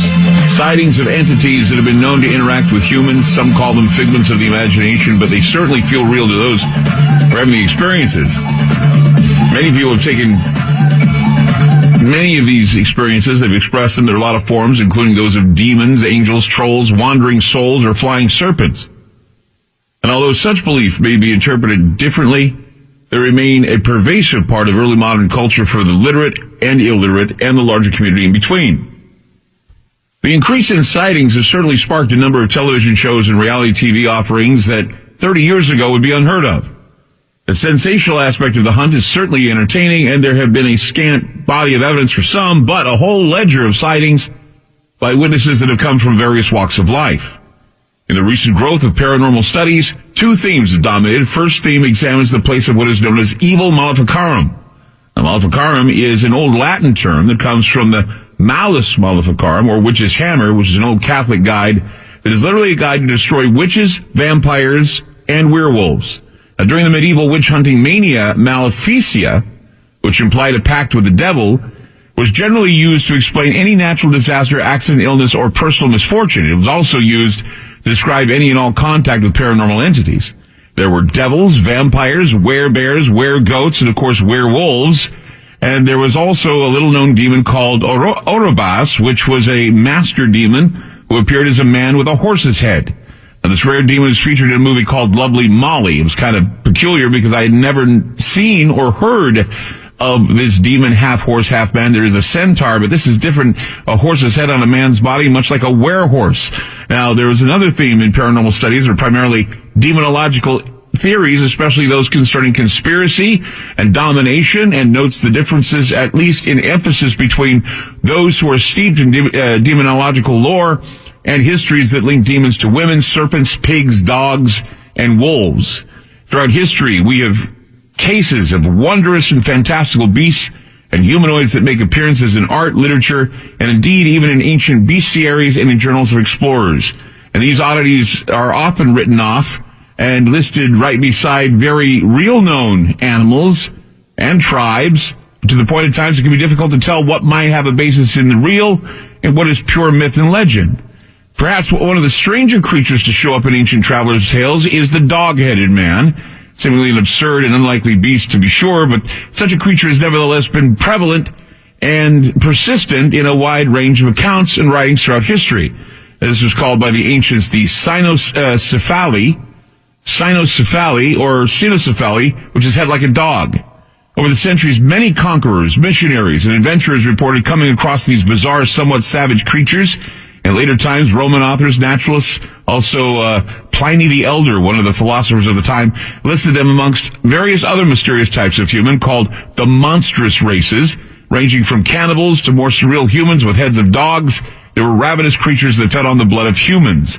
Now, these ancient stories, of course, are usually dismissed by so-called skeptics and by those who claim that in our sophisticated society, dogmen and werewolves do not exist. However, Linda Godfrey begs to differ. She's written many books about these werewolf dogmen sightings, and of course she's on the program. Welcome back, Linda, to the second hour of Ground Zero. I wanted to talk about, and I told you at the beginning when I first hooked up with you, I wanted to talk about the werewolf sighting in Defiance, Ohio. Sort of it's not really clear whether it was an upright walking canid or what it was, but give me a little bit of background on this 1972 story that happened in Defiance. Yeah, and I've been in Defiance. We had a Dogman conference there 2 years ago, I think, that I spoke at, and it's a lovely little river town, and there's a railroad that runs through it, and the incident seemed to sort of center around this railroad, and the creature that people saw was not the usual, just all hairy beast looking, shaggy fur, that sort of thing. It was wearing some sort of clothing, like, I'm thinking pants and a shirt of some kind. Maybe it was a plaid one. And it seemed to, contrary to the rules of canid paws, it seemed to be able to pick up pieces of wood and fling them, and it hit one of the railroad workers in the head with something like a 2x4. So it was kind of different than your usual creature sighting in a very, very odd ways. And it was there for a while, and then it wasn't. That's interesting, because I remember, what I remember the story was that the creature carried with it a stick. And that at first they thought it was some sort of a wolf dog man type of thing. One guy even described it as caveman looking. And that gives me a little bit of thought maybe towards Bigfoot, but they said it looked like some primal man of some kind. It was dressed in some sort of cloth, and he said it looked like some sort of a primitive man, Cro-Magnon type looking character. I don't know, but it certainly had huge hairy feet, fangs, and it ran side to side like they said that the cavemen did in the movies. Yeah, and there are certain facial deformities and conditions where you can get where there's no chin, and that necessitates other changes in the top lip that will make it sort of jut out, and you can get a human who has sort of an actually dog-like looking face. But the tip-offs that it is probably a human is, if it's wearing clothing, you have to think, well, how could anything with long claws, get the buttons down on a shirt, or pull up the pants, and why would they bother if they, didn't need them? So that's always, to me, a tip-off that there's some sort of human. The other thing is, sometimes I receive photographs of obvious hoaxes all the time, and one tip-off is, again, that clothing that the creature is often shown wearing. And the nice, easy thing about this for a hoaxer is that if the creature has on the plaid shirt and the dungarees, then you only need a mask and the claws, the hands, instead of an entire fur suit. Probably much more comfortable too. So, yeah. And I always have to sort of play devil's advocate and look at things in different ways if I can, much as if I were still, writing for the newspaper, because you never know when someone is going to try and pull your leg, and I try to vet things out as best I can for my readers. Yeah, I remember there's a camo suit, and I can't remember the name of what it's called, but it's a camo suit. Ghillie suit. Yeah, the ghillie suit. And I remember there was a video that was released. I think that somebody was saying it was about a dogman that attacked a family and ripped him to pieces, and it looked like one of those ghillie suits that somebody would wear. I don't think anybody really knew what the ghillie suits were, but maybe I'm wrong. Maybe it was a ghillie suit. Was that any truth to that Michigan dogman story where this huge, ravenous dog or whatever it was attacked the family while it was on camera? Well, not really. You're there's kind of a mashup of different legends going on here with what you're telling me. Okay. There was, in Michigan in 1987, a Traverse City DJ came up with an idea. And what he did was, somebody had given him, well, actually before this happened, he had written a ballad about the dog man that he admitted was half made up and played it on April Fool's Day, and people started calling him and saying, hey, this is no April Fool's joke. I saw this thing, or my grandpa saw it, or my dad, or whatever. And so it kind of kept going, and some years later, he colluded with a man who made a whole movie while wearing a ghillie suit and using an old shaky Super 8 camera, charging down a hill and appearing to next thing you know, it kind of seems like he must be eating the camera person. Well, because you see the inside of the rubber mask. Well, this was all exposed, and both of the men admitted to it on Monster Quest season 4. I think it was the last episode in season 4 of Monster Quest, and the whole thing was shown and exposed. I was there. I saw the cabin. I saw all of the accessories. He had gone to great trouble to make 1970s vintage police badges, and you name it, it was all right there. Now, the Kentucky is where the legend happened, where the family was supposed to have been attacked in their tent by land between the lakes. Right. Let me just stop you there, because I want to hear this entire story. Because I don't want to confuse the two. There was an attack where a family was killed in Kentucky. We're talking about that with Linda Godfrey tonight on Ground Zero. If you have any questions tonight, we'd love to hear from you. Any experiences after this moon last night, we'd like to hear from you as well. 888-673-3700. That's 888-673-3700. In the land of darkness, there are things that are in the night that hide in the shadows. Sometimes they tap on their windows, they hide under the beds, and only you are the one that has to be vigilant enough to watch for them and make sure they don't attack when you're not looking. And tonight we talk about those creatures with Linda Godfrey. 888-673-3700. That's 888-673-3700. I'm Clyde Lewis. You're listening to Ground Zero, and we'll be back. FM News 101 KXL. It's the things that go bump in the night. Ground Zero with Clyde Lewis.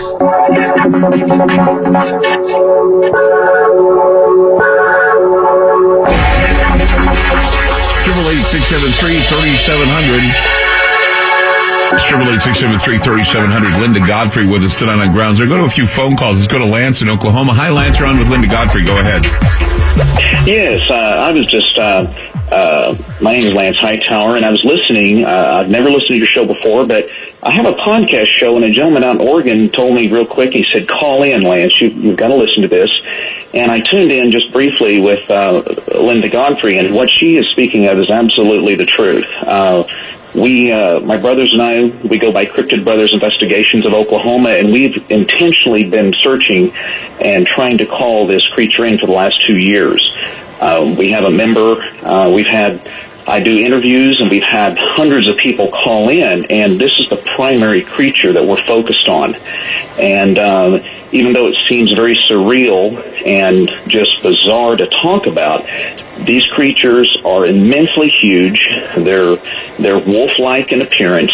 They can be on all fours and on two legs, but they have this ability, which we're still trying to understand, how to open doors, how to twist knobs, how to open windows.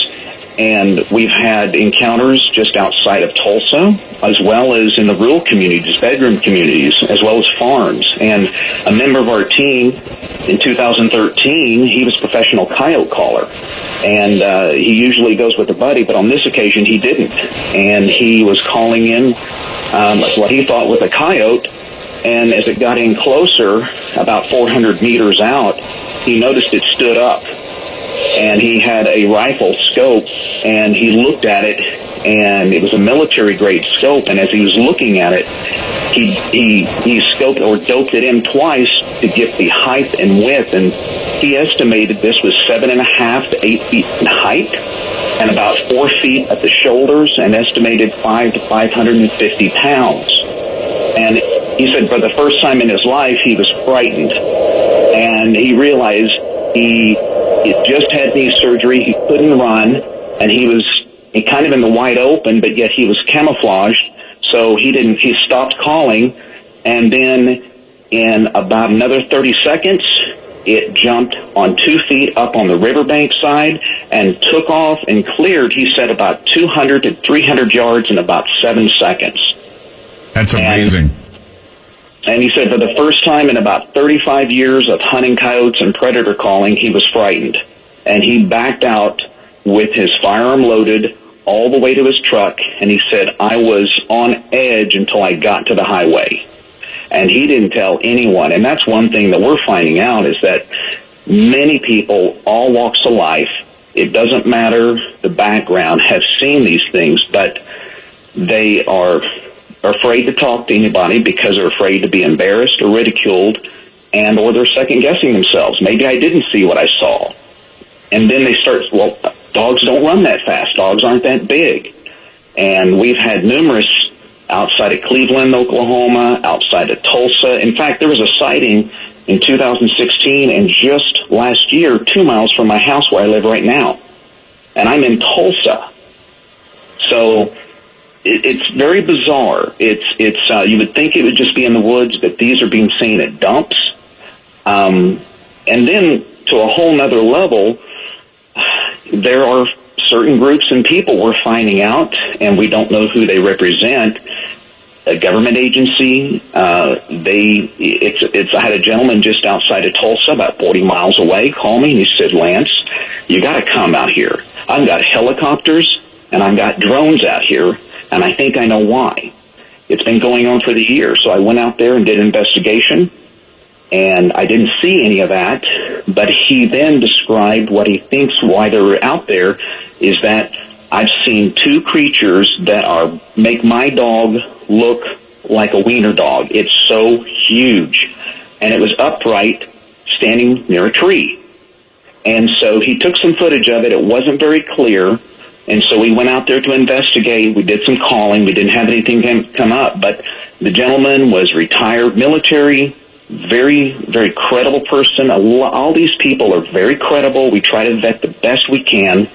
And I've not had one person at this point in time that has seen these creatures that are really trying to pull your leg. As Miss Godfrey was mentioning, it is very hard to vet, but in some ways, you just, when you're in the business of people and service for a long time, you can just tell who's for real and who's not for real.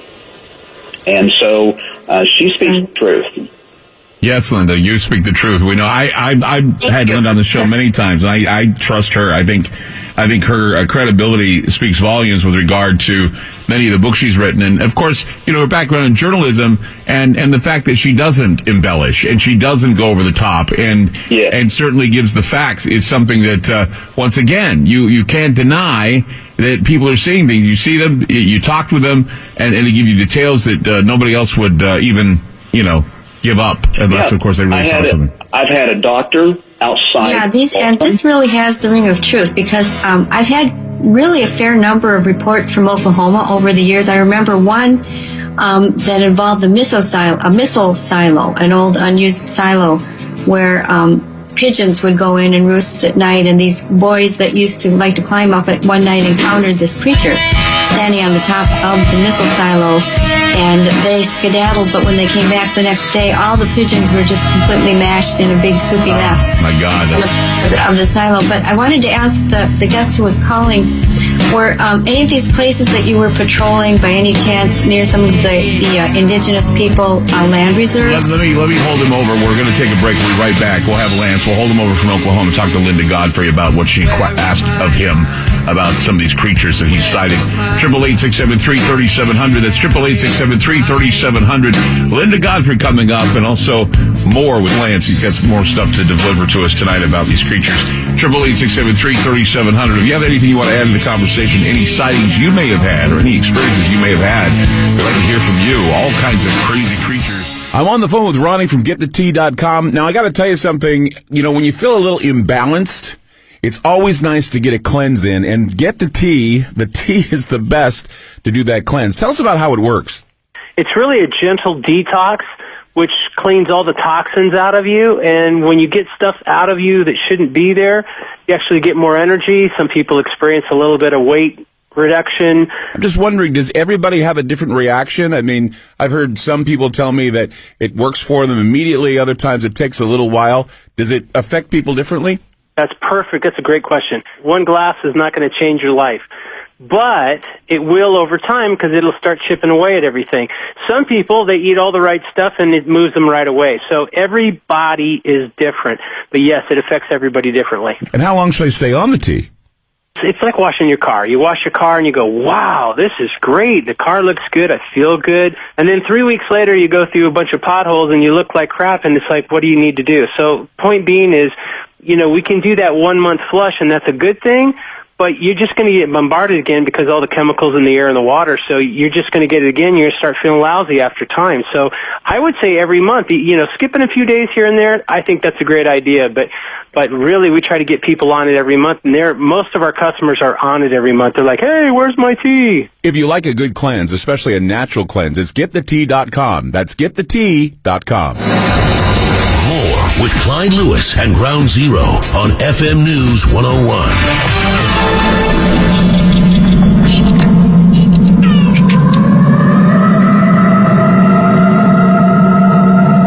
911, what is your emergency? Hi, my name is Kaylee Pavlich. I'm at the Heath High School. I'm pretty sure, and I just saw a wolf.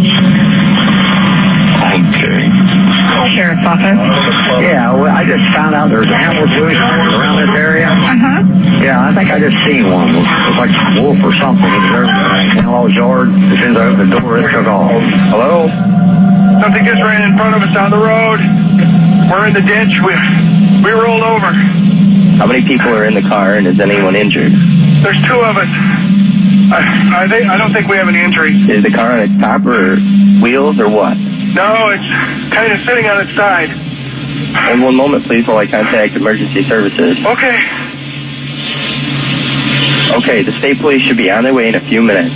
Is everyone still okay? Yeah, I think we're okay. What ran in front of you? A deer? I don't know what the hell it was, but it was big. It looked like a great big dog. Standing up. Was it a bear, maybe? Maybe, I don't know.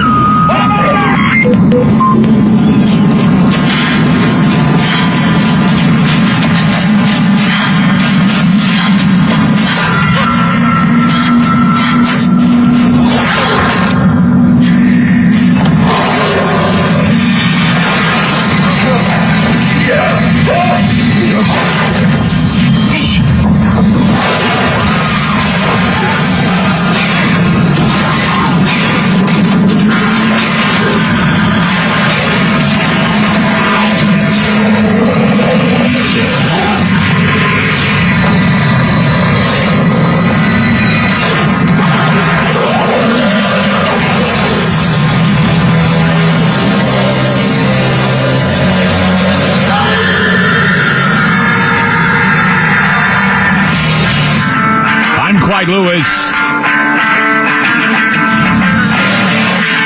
You're listening to Ground Zero. Tonight we have Linda Godfrey with us. Or the Beast of Bay Road. Bray Road. It's the Beast of Bray Road, too. All the other creatures she's written about. She knows what she saw. I know what she saw. And I know what I see.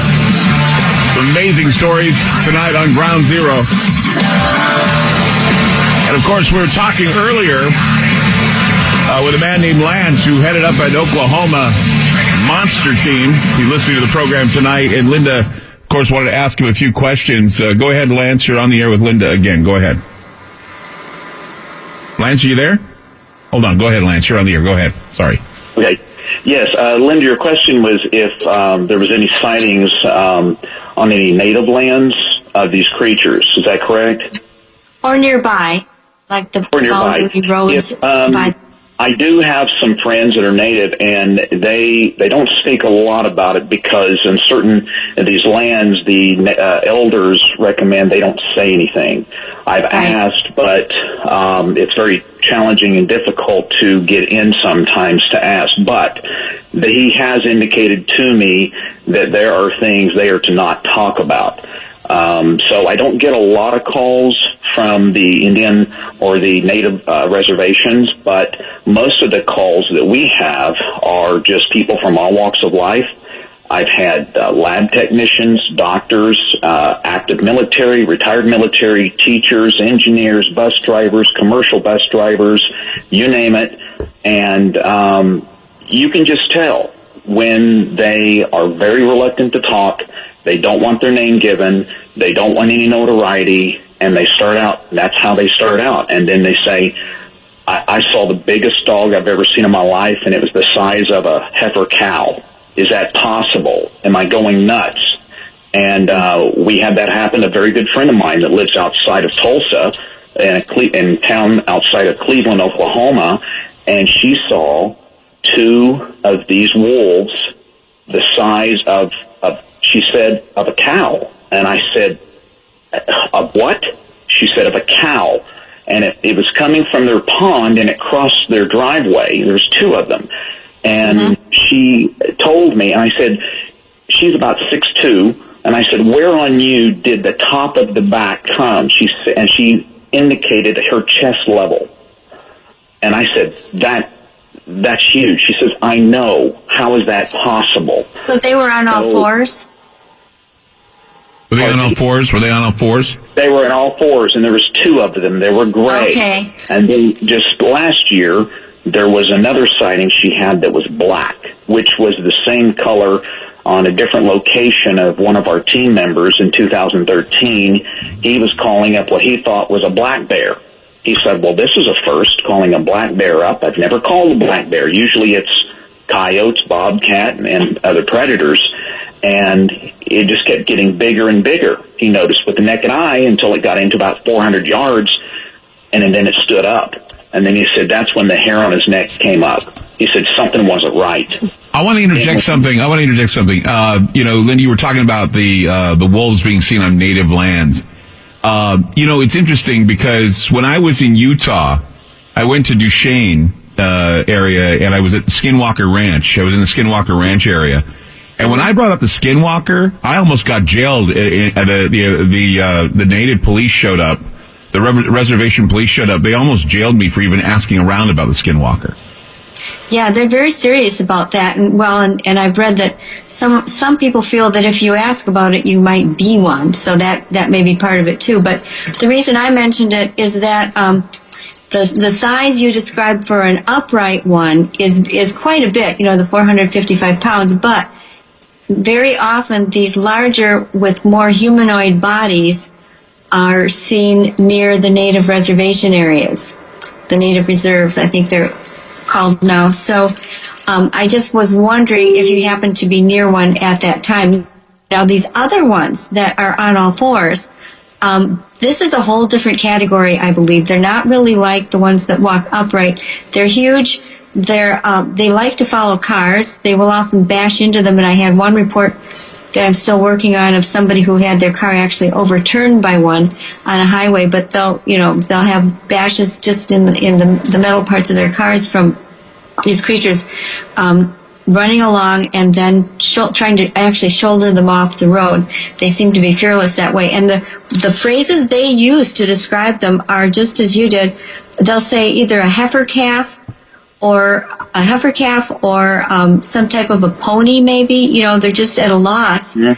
And both of these are quite a bit larger than the normal, if they can be called normal, upright dogman-like things that people see trotting alongside the roads or sitting and eating the deer, which are generally thought of to be maybe 200 pounds max. So you're seeing something double. And they'll also say about these bigger pony-sized ones that they have thicker heads, bigger heads. Sometimes there's a ruff seen on the back of the neck.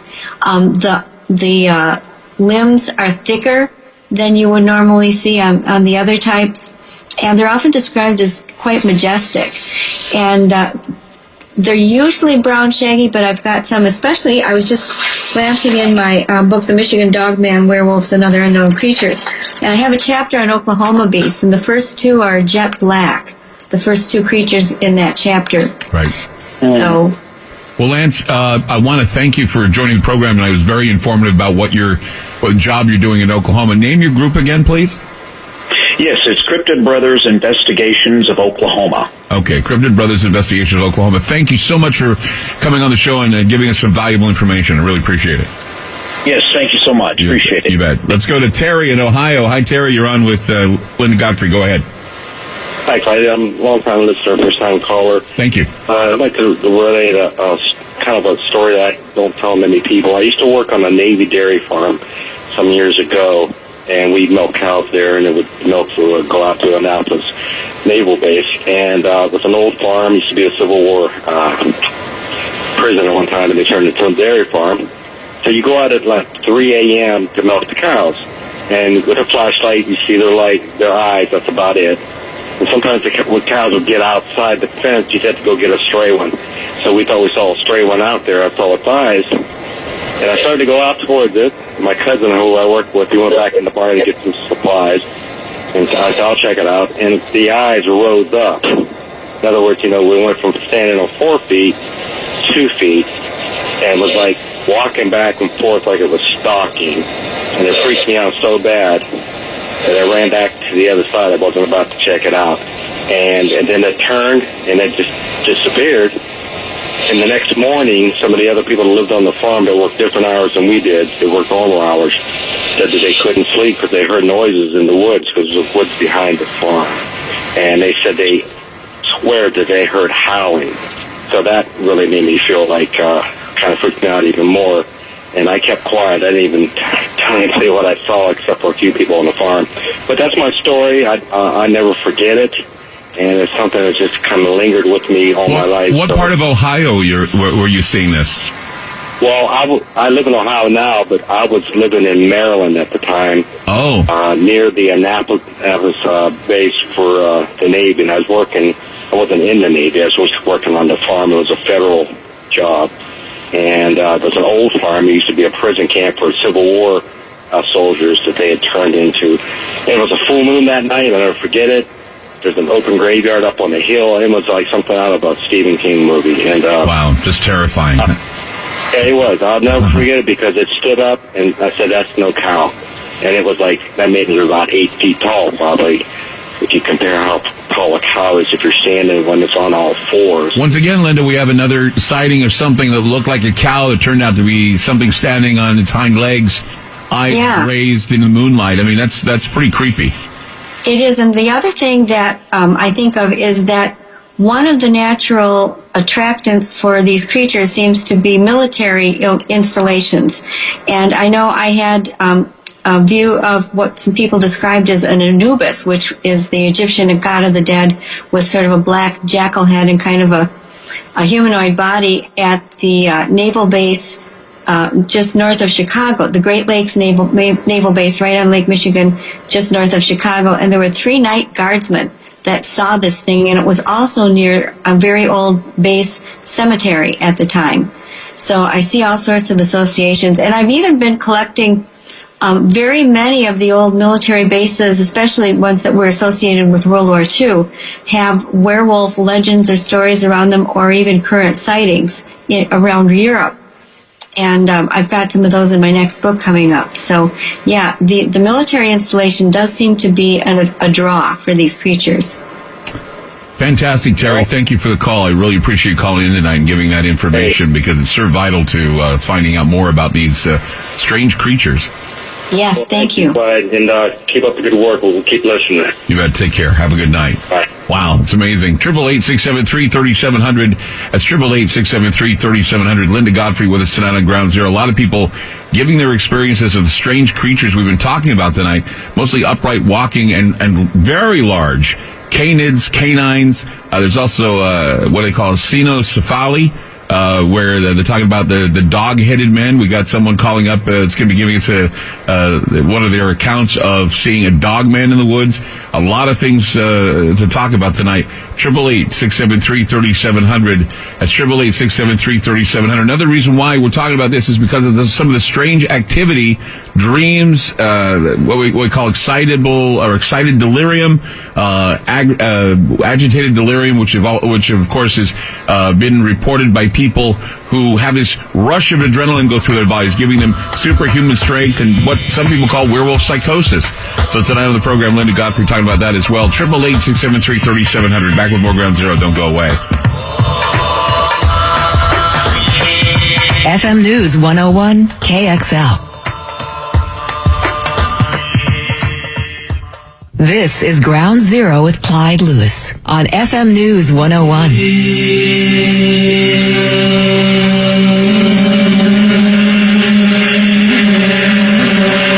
Godfrey with us tonight on Ground Zero. Let's go to John in Maine, or Jeff in Maine, rather. Jeff, you're on Ground Zero. Yeah, hello, Clyde. Hey, go ahead. You're on with Linda. I'm 60 years old, and I have seen a dog man twice. I saw one when I was 12 years old. It came out of a swamp, stood straight up, took 2 steps across the road, and then it went down and just disappeared. Scared me to bits. The second time was 2 weeks ago. I'm a sled dog racer, and I was up back with my dogs, and I heard my friend Joey, who was a moose, running full steam down the road about 200 feet away from me. I could feel the ground moving, and 30 feet behind it was this creature, and it had the upper body of a upper body of a wolf, and the back looked almost like greyhound legs. They were skinnier, and it was a full chase. It ran right by me and right across, and both went right across the river. I'm a half a mile in the woods from anybody else. I have 3 questions. Are my dogs in danger? Am I in danger? And do any of my visitors in danger? I carry a Glock pistol with me with right now up to 45 rounds. I used to only carry 15, and I'm just concerned here. Well, I can give you an answer based on what I've learned from people over the past 25, 26 years. I can say that your dogs could be. People have had their dogs taken by upright canines. They don't seem to like, especially if the dogs are aggressive and run after them into the woods. Sometimes only one comes back. Another time, a man just found pieces of his animal the next day. I don't have any incidents of people being killed by them. I had one man in Canada who was hiking alone, met one on the trail, and it was like both of them just wanted to get out of there. And he said it kind of leaped and bounded past him, and he went through, you know how when you meet somebody in the supermarket aisle, you don't know which way to go with your cart? That's kind of how he felt with it. And he felt that he jumped the wrong way, and it sort of grazed his side with its fangs as it went past, and he had to get stitches. He sent me a picture of the stitches, which are proof, but still, they help support the story. And that's the only one. And other people have been chased at such close range that they were sure it could have gotten them if it wanted to. So I would say your dogs are in more danger than you are. And I'm sorry, I couldn't quite make out your third question. Visitors. I have visitors come in. Oh, visitors. Visitors. Well, again, they would fall under the category of, people. And I would still treat these things with a great deal of respect and just treat them as you would any other large predator, which usually means quietly exiting, as simply as you can. And if you have, many people, do like to carry arms just in case, but the thing is that the bullets don't always work, unfortunately. Yeah, I was hearing that, and I got a little concerned. What about a flare gun? If I was to shoot a flare gun over its shoulder, would that scare it off? Perhaps. I haven't had anybody mention that yet. But one thing that they don't like is cameras. And I had one instance where a husband and wife were both hiking, and they came across one of these very tall ones hiding and kind of sticking out from behind a tree. And the husband raised his gun, and it didn't even flinch. And then the wife put the camera up in position to take a picture. She was feeling safe with the husband's gun raised, and at that, it just turned and melted back into the woods. And I do have people who find themselves sort of habituated by these things, where they're hanging around the yard and getting closer, coming looking in the windows. And what I've advised there is what seems to work is as much light as you can put on your lawn, especially if you've got remote control so you can control it from the house, and any electronics, if you've got cameras set around. Those two things, they seem to abhor electronics and cameras.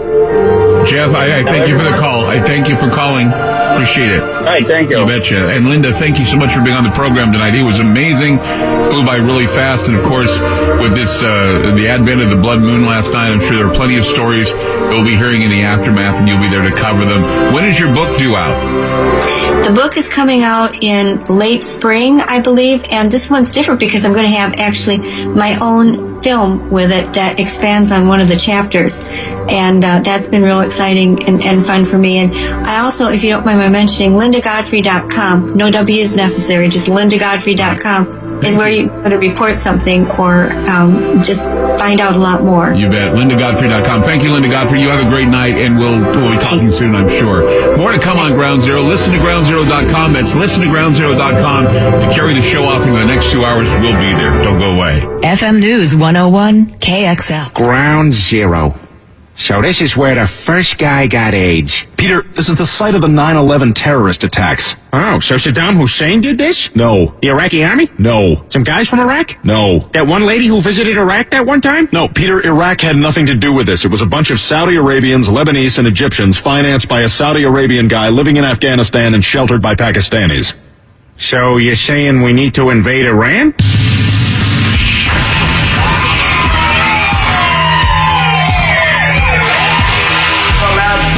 Spoke up and said, Wayne Shaving. The loudspeaker spoke up and said, Wayne Shaving. The loudspeaker spoke up and said, Wayne Shaving. Give up. Give up. Give up. Give up. Give up.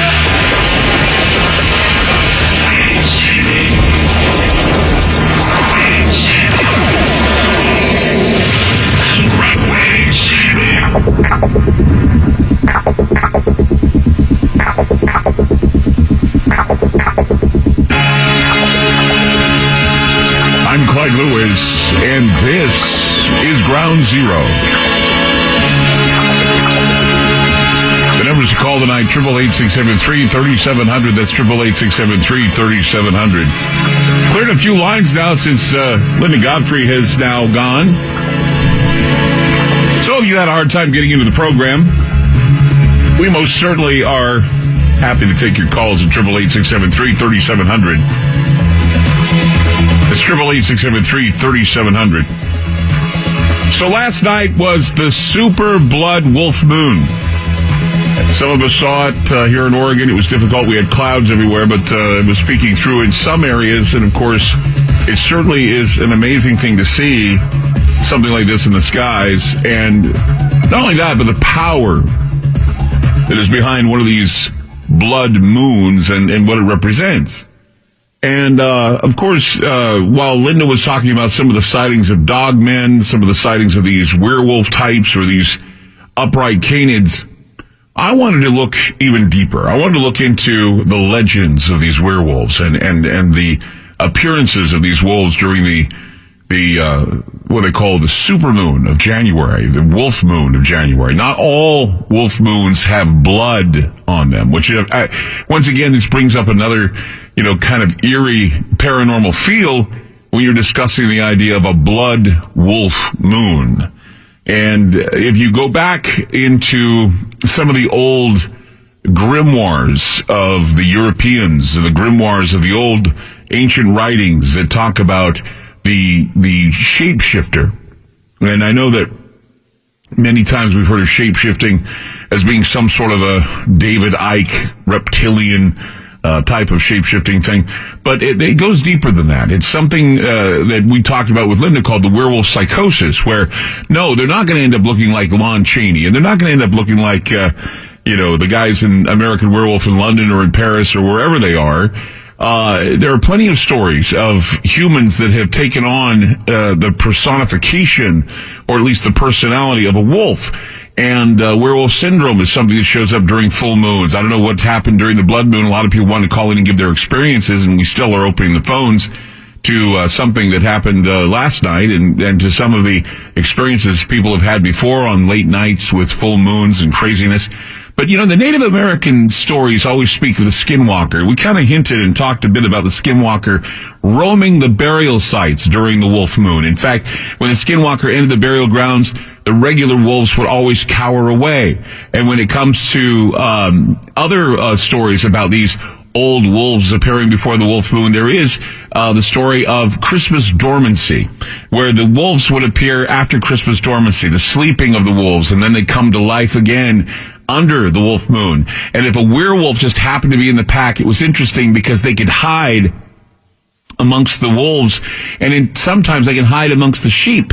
Thus we have the wolf in sheep's clothing, where we do not know the difference between what is a sheep, a human, or a wolf, because they have this hostile presence within them. They are possessed by the devil, and hostile presence, when you think about them, they're frequently felt during moon phases. In fact, popular and authoritative perceptions could link the appearance of spiritual visitors and, of course, shapeshifters that were strange animals or monsters that physically and symbolically were appearing when the moon was full, or when the moon is full. We see a lot of these appearances, poltergeist activity, strange knocks at the door, all kinds of nightmares and dreams being had under a moon. And when the moon is red with blood, it certainly is an apocalyptic moon, as many people or their faithful believe that we see something like this, and it could indicate that the end of the world is near. Now, I'm not saying that the end of the world is near, but what I'm saying is there is a window of psychological effect with these moons and what they create, and soon we hear of some sort of a violent act or some sort of bizarre act that has no explanation.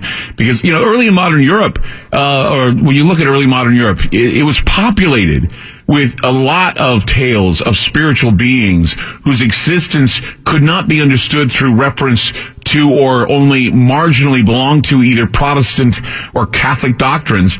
And of course, then the existence of these creatures was certain. As much as the common belief in these entities were, it reflected the perpetuation of the community between the living and the dead. There were stories of the extremes between the living and the dead, the mixture of the upright walking ghoul and also the ravenous, hungry wolf or vampire that hung out in the graveyards under the full moon. Human and animal physiology are always suspect or subject to seasonal, lunar, and circadian rhythms.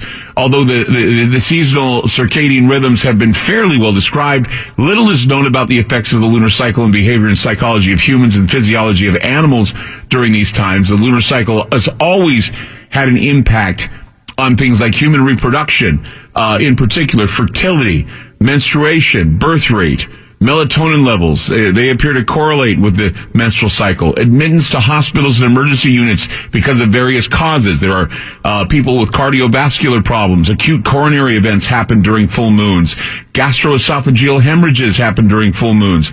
Diarrhea, urinary retention correlated with moon phases. In addition, other events associated with human behavior such as traffic accidents, criminal activity, murder, suicides, all appear to be influenced by the lunar cycle. Some wars are also planned during the lunar cycle. There's a term, though, that has been used by hospitals to describe the werewolf effect, and that of course is werewolf psychosis. And I'm sure that there's been many times we've heard the term lunatic or lunacy, but now, over the past decade, they've actually given it a medical term called excited delirium syndrome, and it's raised a lot of controversy as to what it really is. It's also known as agitative syndrome. It's where, you know, people are put into custody by police, or they're actually doing things, ripping off their shirts, running around screaming like beasts. I just saw the film Glass in theaters, and of course there's a character called the Horde, which is a guy who has many personalities, and one of the personalities just happens to be the Beast. And when I saw him, when he turns into the Beast in the film, he certainly has the mannerisms and certainly the look of a werewolf without the facial hair. He certainly has a voice and a demeanor is that of a ravenous beast, one who certainly has a bit of agitative syndrome. And a lot of medical examiners have difficulty in identifying an anatomic cause of what is doing it. They just know there's a huge rush of adrenaline runs through the body. We've heard stories about, certainly you've heard the story about the man who was naked on the highway in Florida. He was eating the face of a homeless man. And there was a lot of rumor going around that he was on bath salts, which of course is a drug that stimulates this kind of activity. Apparently, no. They did an autopsy on him, found out there was only marijuana in his system. There was a porn actor who killed a man in Canada. He ate his body. And then he fled to Canada. He was eventually caught in Germany. He was not on any drugs. He wasn't using drugs at all during the time. There's also a Maryland man who allegedly admitted to eating the heart and brain of his dismembered roommate. The media reported that the man was on Flakka, but it was found the man had just a few beers in his system. So while the precise cause and mechanism of lethality of the condition, whatever it may be with this agitated syndrome, it's very controversial. And the likely whys and wherefores of sudden death of excited delirium syndrome victims are seen to be mostly biological and not because of toxology. And, because what it is there's excessive dopamine being shot into the body, dopamine in the brain that triggers this manic excitement, this manic delirium, which unabated leads to something called cardiovascular collapse. And so what that is that the heart tends to explode. So much adrenaline, so much, it's like a furnace just pumping, just boom.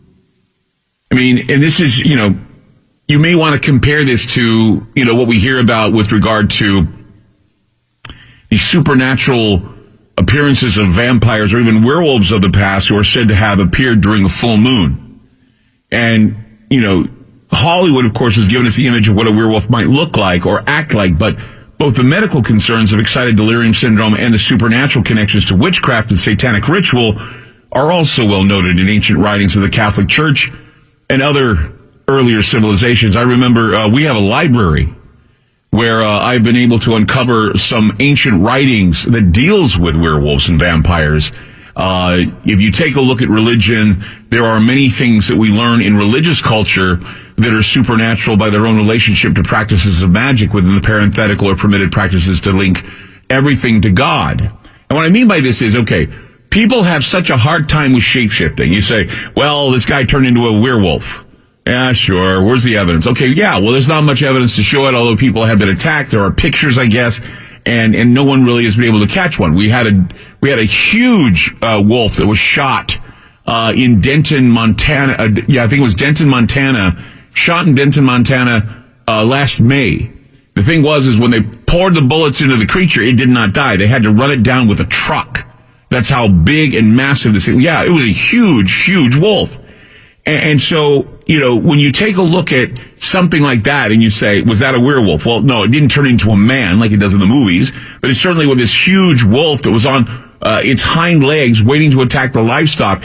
And so rather than allow the animal to leave, they tried to kill it because it was so huge. They didn't know what it would do.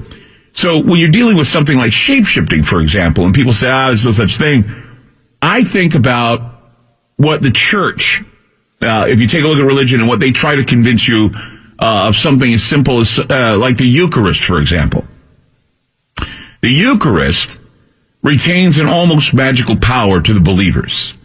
The transubstantiation process is pretty much a supernatural shape-shifting act of turning a simple wafer and wine into the body and blood of Christ. Now, some believe it's symbolic. However, it is the supernatural or preternatural forces that tell the faithful that they are converting this holy host. They're converting it into the literal flesh and blood of Jesus Christ. And there are powers in this world that are not always connected to the flesh and blood. And the thought of any transformation or shape-shifting on a gender scale or a grander scale basically would take a lot of work to suspend disbelief. but there have been sightings of entities that have been known to interact with humans, and they've been called figments of the imagination by most, but they take on a lot of forms, from angels to demons to ghosts, flying serpents, even werewolves. And if you go look at the ancient writings of the Malleus Maleficarum, I've talked about this book all the time, it's called The Witch's Hammer, it was basically a guide in the early church on how to destroy vampires, witches, and werewolves. Now, why would they have a book devoted to that in the old Catholic writings? 888-673-3700. That's 888-673-3700. I'm Clyde Lewis. You're listening to Ground Zero, and we'll be back. FM News 101 KXL. Are you intrigued by Paranormal Talk Radio? You'll love the new Paranormal Radio app from TalkStream Live. You'll find a great selection of talk shows covering UFOs, ghosts, strange phenomena, and much more. Download the Paranormal Radio app now and start listening to the very best in paranormal talk entertainment. The Paranormal Radio app. Free in Google Play and the iOS App Store. This is Ground Zero on FM News 101.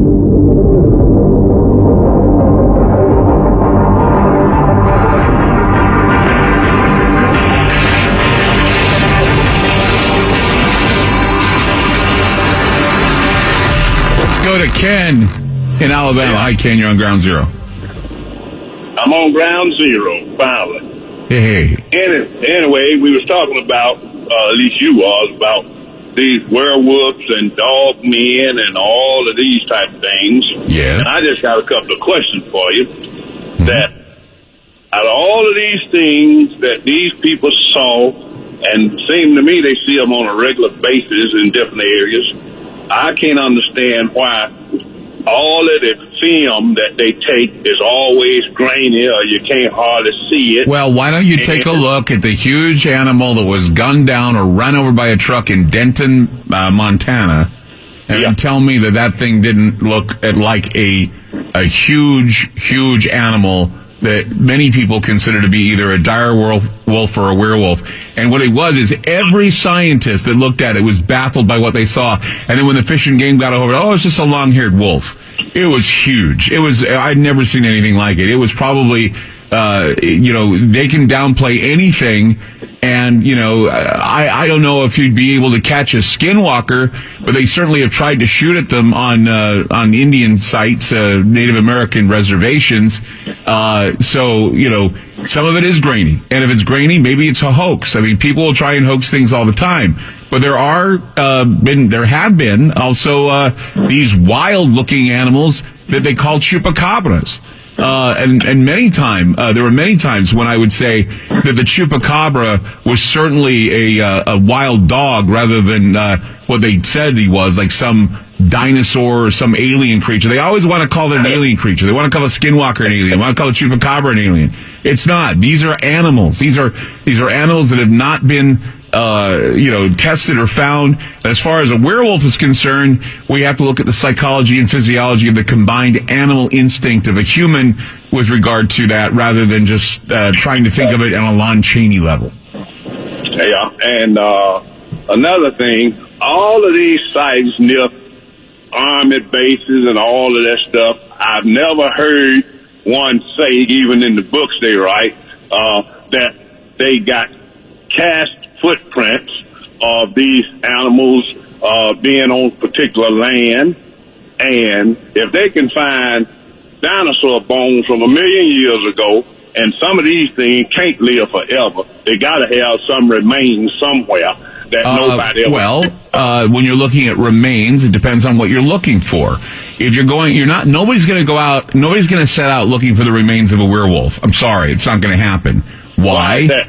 Well, because werewolves are allegedly legends and they're not real. And when you find a werewolf, I mean, it's going to be a huge animal. It's going to be a huge animal. There's not going to be anything that would indicate that it's male. And even then, we don't even know what a werewolf is. We have nothing to compare it to, only the fact that people have seen these large creatures. And they've always been a part of ancient Christian lore for some time, also associated with Satanism. So if you're looking for it becoming a partial physical and supernatural being, there's going to be a lot of science that has to come out and try to identify this. You're not going to go out seeking a werewolf. You're going to go out seeking a carnivore or a predator or something else that is going to be there. And from there, if they find some anomaly, they can say, ooh, there was an anomaly here that we saw that doesn't necessarily match what is conventional. When they found the Yeti, in the Himalayas. They found out that it was an unconventional extinct hybrid of a bear and some other creature. And so they were saying this is the Yeti. They weren't setting out to find the Yeti. They were setting out to find out what these bones were, and they found that it was something else entirely. But they said that this is the Yeti. And another thing is, they always seem to, after they see them, they only see them for a few seconds, and they seem to disappear entirely, foot tracks and all. Not necessarily. No, not all cases. No, not all cases, Ken. Oh, yeah? You need to read Linda Gottfried's books. They don't just disappear entirely. That doesn't happen all the time either. You know. They've caught them. They've caught some wild dogs. They've called them the chupacabra. They've called them many things. You've seen them on the news. They've been there. But you're not going to call them a werewolf or anything else. They could be something totally different if science comes in and cleans it up. But, it still doesn't take away the idea that there are things out there that are scary, hunched over, and are wolf-like. We'll be back. FM News 101 KXL. More with Clyde Lewis and Ground Zero on FM News 101. Shakespeare said it best. It is the very error of the moon. She comes more near the earth than is her wont, and drives men mad. The Latin word for moon is luna, which is the root for our word lunatic, meaning moonstruck. And we've tried to contain our fear of the moon's powers in old legends.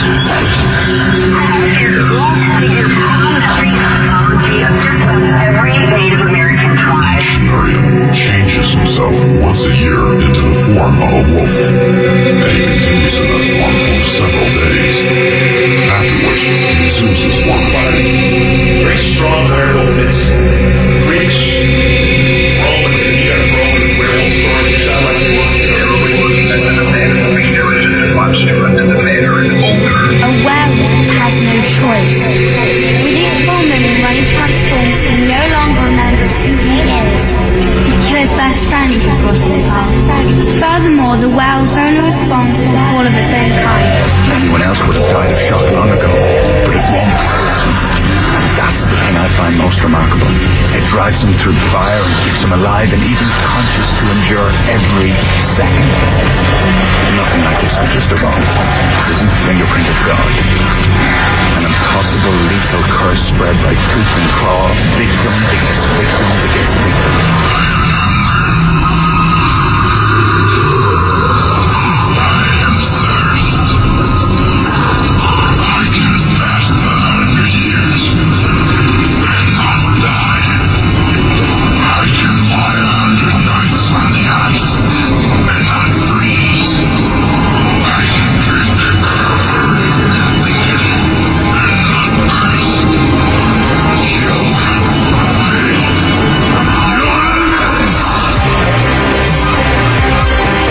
Lewis.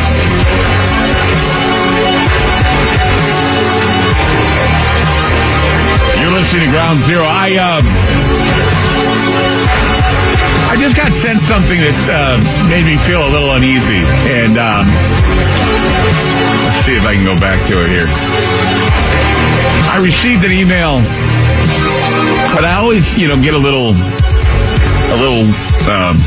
cautious when I receive emails like this, and I showed it to my producer, Andy, and it's, oh my God, it is disturbing. Someone sent a picture. They said they didn't want to be named. It purports to show a dead werewolf. And it's certainly, whatever it is dead. And whatever it is, it certainly looks like a dead werewolf. It also looks like, excuse me, It looks like it's was in the midst of transforming or something. I don't know. This reminds me of a story that I remember about, what was it, a few years ago. Remember the Montauk Monster? Anybody remember the Montauk Monster? Well, there was a Montauk story about a monster that was found. I don't know if you remember. I did a show about Stranger Things, and I think it was called the Montauk Story, which I talked about a number of things about the Montauk incident and Plum Island incident, where strange happenings going on. About there was a guy, actually. First, they found the monster on the beaches there near Montauk. And, this is where the Department of Energy was talking about how there are a lot of strange things that have happened in the past. And there was a shadow world that apparently has been opened up at the portals and everything. And that the Montauk Monster then all of a sudden shows up, and it's an unidentified creature washed ashore. It was dead and bloated. And some say it was like, I don't know. They just said it looked very much like a dog with a large saber front tooth that resembled a beak. And there was actually another story where police in New York reported that a security guard was discovered partially decomposed. They said his body had mutated, and it was found on the island's southwest beach near where the access is restricted there at Montauk Island. Now, an autopsy found no immediate cause of death, but the body was floating in the water there near the beach area. No immediate cause of death. Body was a black man, about 6 feet tall, large build, and very, very long fingers and fingernails. And they said the fingernails looked like they were claws, and the body, what was left of it, was powerfully built, and the man's teeth seemed to protrude from his upper maxilla, with what was reported to be receding gums showing his large canine fangs. Now, there was no picture of that body anywhere to be found, but now, on my Facebook page, I have a picture of something that is terrifying here. Oh my God. Now I've just been logged. Oh my God, I just got blocked out of Facebook. What the hell? Hold on, let's see if I can get back in. Okay, let's log in. Oh my God. So I posted this picture of whatever this may be, this animal, this carcass, this whatever it is, and now I've been blocked out of Facebook. What the hell? And now I can't describe it. Well, I can describe it from my mind's eye. It looks like the carcass of a wolf. It looks like this huge wolf that is laying in the water, and the body is, please try closing and reopening your browser window. Okay, let's do that. Okay, I'm back. Good. All right, so I'm back in. I thought, geez, post something that scary and it blocks you. Okay, let's go back to it. See if there's any comments now about this creature we posted. Oh my God, yeah. Okay. Looks like a bobcat. Okay. It doesn't look like a bobcat to me. It looks, if anything, it'd be a bear, right? But no, somebody said it looks like a bobcat. It's just creepy. 888-673-3700. Let's go to Randy in Texas. Hi, Randy. You're on Ground Zero. Hi, Clyde. Pleasure to speak with you. Faithful listener, second time caller. Thank you. This is such topics tonight, and I originally called because I was actually married. My wife in 1999 revealed to me that she stated she was a werewolf. She had kind of a heavy brow line, kind of Neanderthal appearance. If you really observe closely, she wasn't by any means ugly or dog-like as far as her facial features, but she had a receding chin. One night we were watching a movie, a werewolf movie. I think it was Michael J. Fox, some kind of a Teen Wolf. Teen Wolf, yeah. Yes. And she said, you know, I'm a werewolf. And I thought, oh, yeah, right, okay, that's funny. And she said, no, I'm serious. She actually turned the TV off and told me and convinced me that she was a werewolf. She had werewolf tendencies. She would actually... Okay, so werewolf tendencies. Tell me about how a woman that you were with had werewolf tendencies. She was, first of all, from Dubuque, Iowa. She was Catholic. I heard you'd comment on that. But she would howl and on she would get very highly agitated during a full moon. No one could really approach her or speak to her reasonably. She was just hostile. One particular full moon, it was during the day of the night of the full moon. She became angry with me, and she said, I'm going to make sure you suffer, and had a growling effect to her voice. This literally, it scared me. She said, I will make you suffer, and it was very convincing. 2 months later, March 30th of 1999, I had a very strange accident that should have, by all means, killed me. Today I'm left with a severe spinal cord injury. My right leg is paralyzed. I have movement and some sensation in my left foot. This is from the accident. My entire chest was crushed because of a golf cart that landed on my chest in the accident. And my entire chest was crushed, both lungs punctured. I had hemopneumothorax, blood in my lungs and air escaping from my lungs through the chest punctures and the holes in my chest wall. To make a long story short, I believe, to this day, I did not believe her prior to that. But I am very convinced of that. I respect Ken, your last caller, I believe, calling, and his curiosity, but yet didn't quite believe the report. So what happened to this girlfriend? Okay. That you said claimed that she was a werewolf, and after your accident, she said that something would happen to you. You had your accident. So what happened to her after that? When I was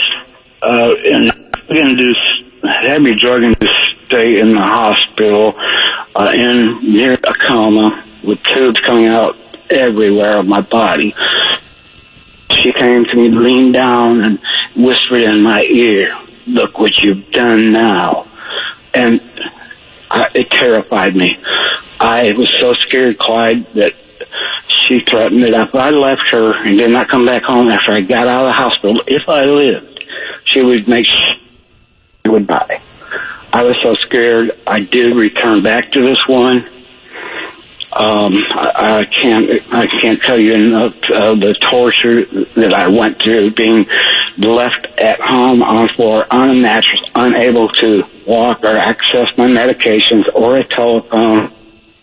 The telephone from her house, from the house, and I had no communication. She cut me off entirely from my family. This went on for 2 years, Clyde. I was a prisoner in my own home because of this woman. And I'm sorry, this is very difficult.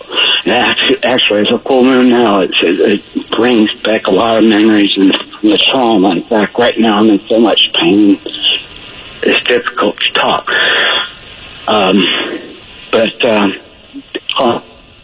In my mind, this is real. For anybody that doubts it, I also have a Native American background. I know people at the Creek Neck in Henrietta, Oklahoma, and some elders of the tribe, and some of the true stories that have gone back years and years, actually probably centuries, with the Creek Nation about werewolf sightings and such.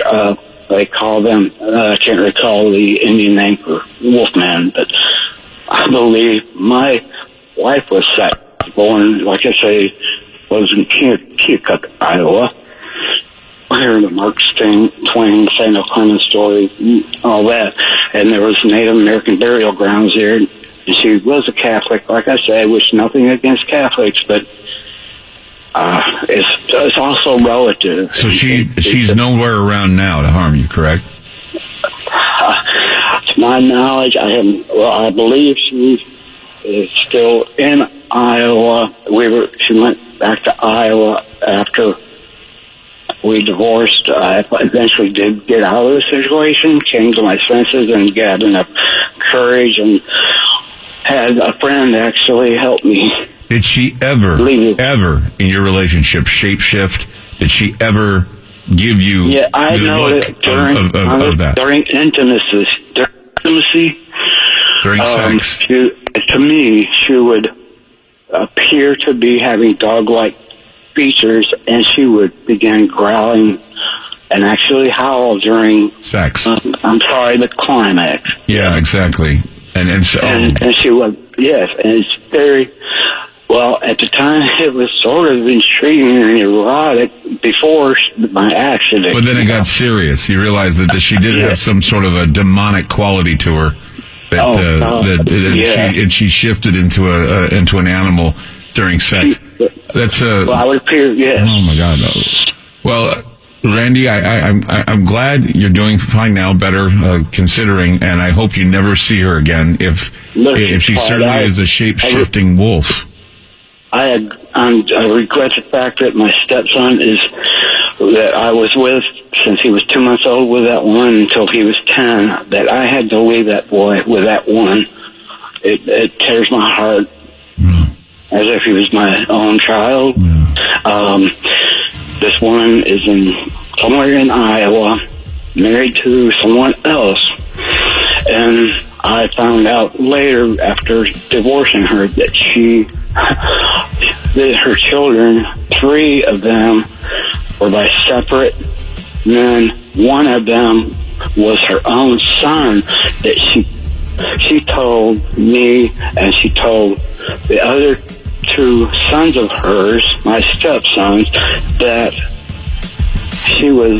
that was her Uncle David. Oh my God! So there's a lot of incestuous. It was her son. A lot of incestuous. Oh, this is just a terrible story, yeah. Randy, I'm out of time. Thank you for sharing your story. Hey, no. Thank you. That went away quick. Sorry. That's probably one of the strangest stories I've ever heard about werewolves. I heard one that was even worse before from a woman who lives here in Portland. She's listening. She knows who she is. Called the program before about a werewolf story where her brother was affected. This is Ground Zero with Clyde Lewis on FM News 101.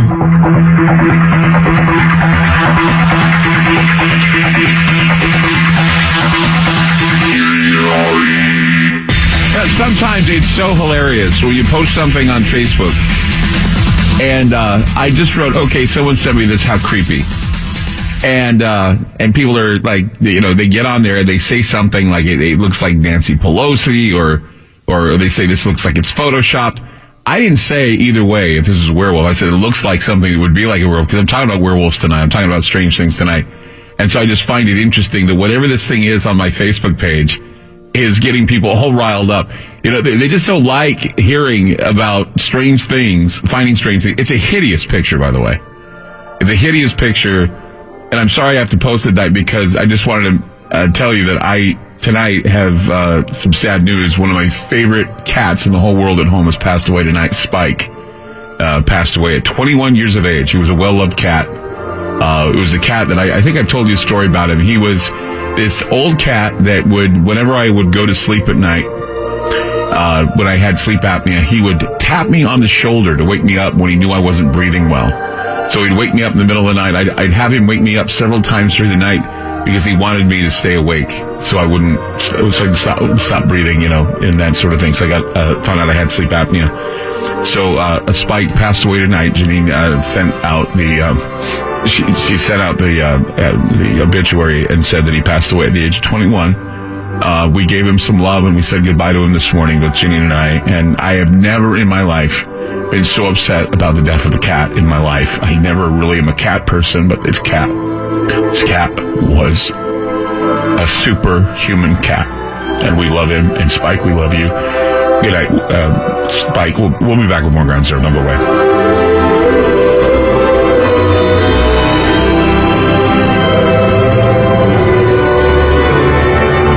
FM News 101 KXL. So, you love talk radio? Then you'll love TalkStreamLive.com. TalkStream Live is always on, 24/7, with the best streaming talk shows. Find your favorite talkers and discover some new ones. It's free, readily available online or on mobile with any smartphone or tablet. Finding your favorite talk shows all in one place has gotten a whole lot easier. Just go to TalkStreamLive.com. Be sure to download the free apps from Google Play or the iTunes App Store. I have a request tonight. From the studio. When you hear this, that is the introduction.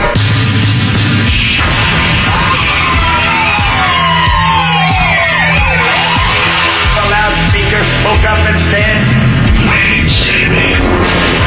The loudspeaker spoke up and said, "Wait, Sammy." The loudspeaker spoke up and said,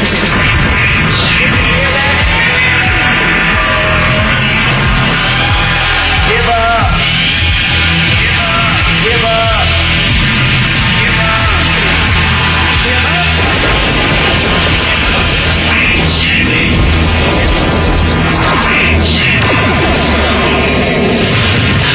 Wait, Sammy.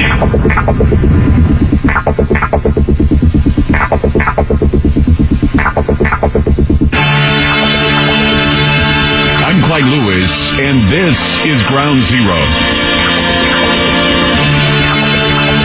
The numbers to call tonight, 888-673-3700. There's 888-673-3700. I wanted to, and I talk about werewolves and crazy reports, and some people, it's outrageous. I don't mean to say that people are crazy when they report these things. They just certainly are eye-opening with regard to some of the more paranormal things we have going on in the world.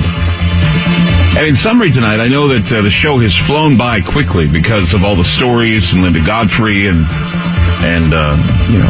other things. And by the way, I'm opening the lines tonight if you want to give your experiences or even give your beliefs or even talking about the blood moon if you saw it, especially the wolf moon. And of course, werewolves are only part of the story, because when you're looking at the blood moon and the significance of what this blood moon means, we've seen blood moons come and go, and each time a blood moon arrives, there's always a significant prophecy that goes with it.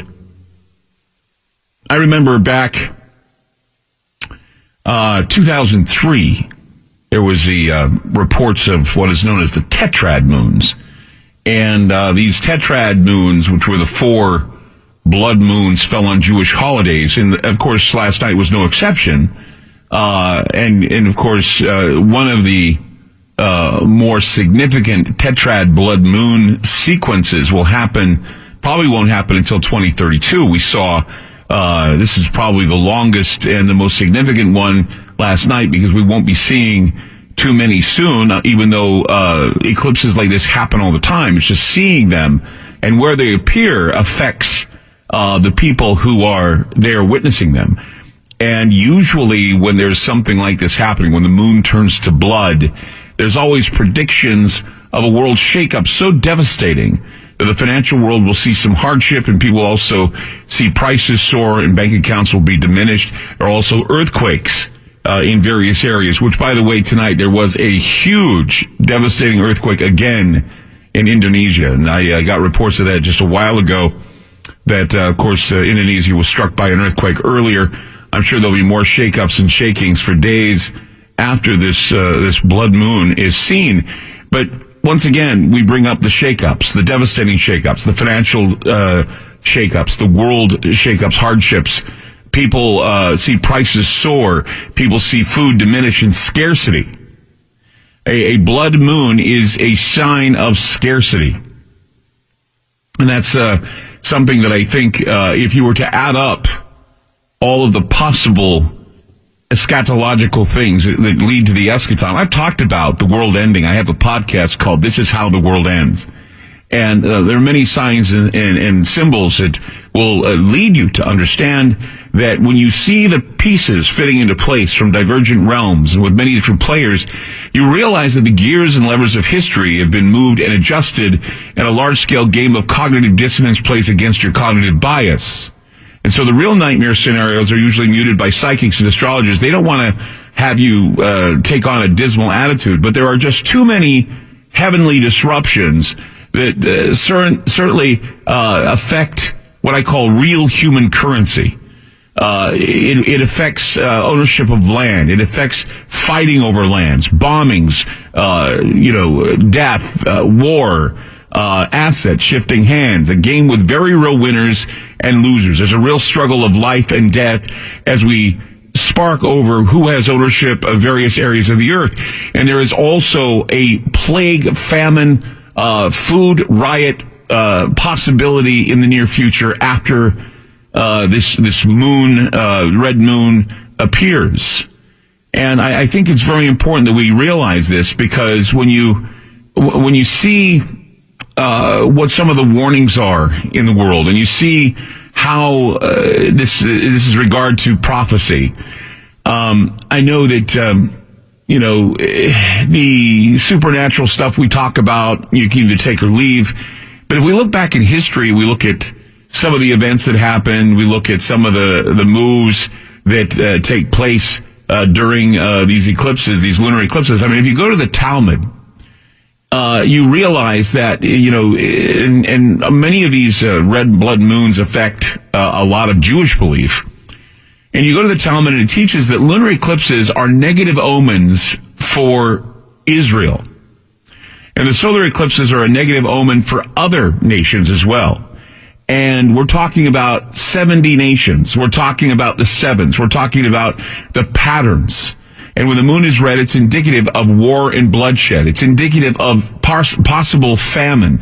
It's indicative of a scarcity plague. Now, if you go into Hebrew astrology, the lunar eclipse is thought of an amplification device. It amplifies everything that we have been through before. It amplifies the power of cleansing. It amplifies the power of freedom. It amplifies many other things. And there's this overwhelming fear that all the signs dealing with this super blood moon, all the signs point to a time of upheaval. We're being urged to prepare.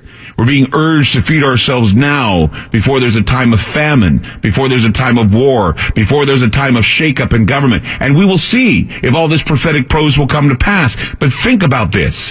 Where we are right now with government shutdowns and other problems, where will we end up? Where will we end up after this blood moon? One of the biggest contradictions in biblical eschatology is that while God has said in various writings that we live in a world without end, there are those who see that the world will eventually meet its finality. And it's admittedly difficult to step outside of your self-destruct programming, which we are in right now, no doubt. And many people sense that the end times may be rapidly approaching, but we are contributing to it. Because all of these changes in the universe happen, and we can interpret them however we wish, but all changes are connected to galactic cycles. Galactic cycles are connected to planetary changes in orbits, and all things are demonstrating a propensity for returning to their natural order. Like the changing of the seasons comes the changing of the earth. We hear of the magnetic field thinning. We hear of it going further south. We're becoming more aware of it, and the reason is because we have so many people who want to make what is happening in the world today political. And that is why we now see that many political leaders have focused on a disaster, a future disaster, and fighting or using certain things like a wall or other things as political footballs. And as they're struggling and they're fighting amongst each other, the people are eventually going to suffer. And a food riot could happen if we do not change our capitalist, our disaster capitalist ideal. And after this type of signal, this sign, there will be most certainly talk more of a collapsing ecosystem. We'll be talking more about a mentally ill public, a militarized enforcing of policies that destroy human rights. And there will be money to be made off the suffering of others. And there are conversions to be made by implementing the rituals of end times philosophies. Change, in my opinion, is more than just some propaganda machine, some propagandist idea. It's all part of the organization of the cycles of the universe. It's part mystical. It's part scientific. It's all about the odds. And, you know, we see ourselves do the same things countless times. I told you, I said, there's this loop that I'm seeing. We're trapped in a bubble, and this loop continues, and somehow, somewhere, you or I or others we know or maybe people we don't know are going to have to feed the beast. And the elite agendas of sacrifice and death and all this selfishness, it's going to plunge the entire planet into a universal civil war. And the ignorant are the perfect victims to willingly begin the perfect Holocaust where history once again repeats itself. And since the day of the first effusion of blood, it has never ceased to flow and has never been shed in vain. Mankind has always believed in three things with an unconquerable faith: that the effusion of blood is necessary, that there's a manner of shedding blood which is purifying, and another mode which is condemnatory. History clearly attests to these truths.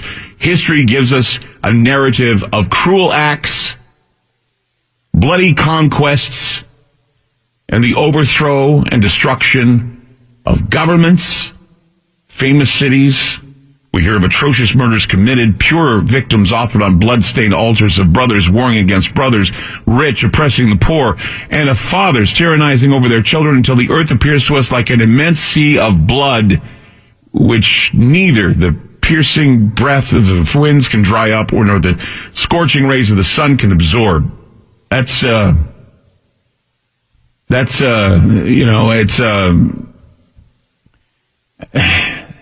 book, and then I'll go to break. There's a book called The Cipher of Genesis.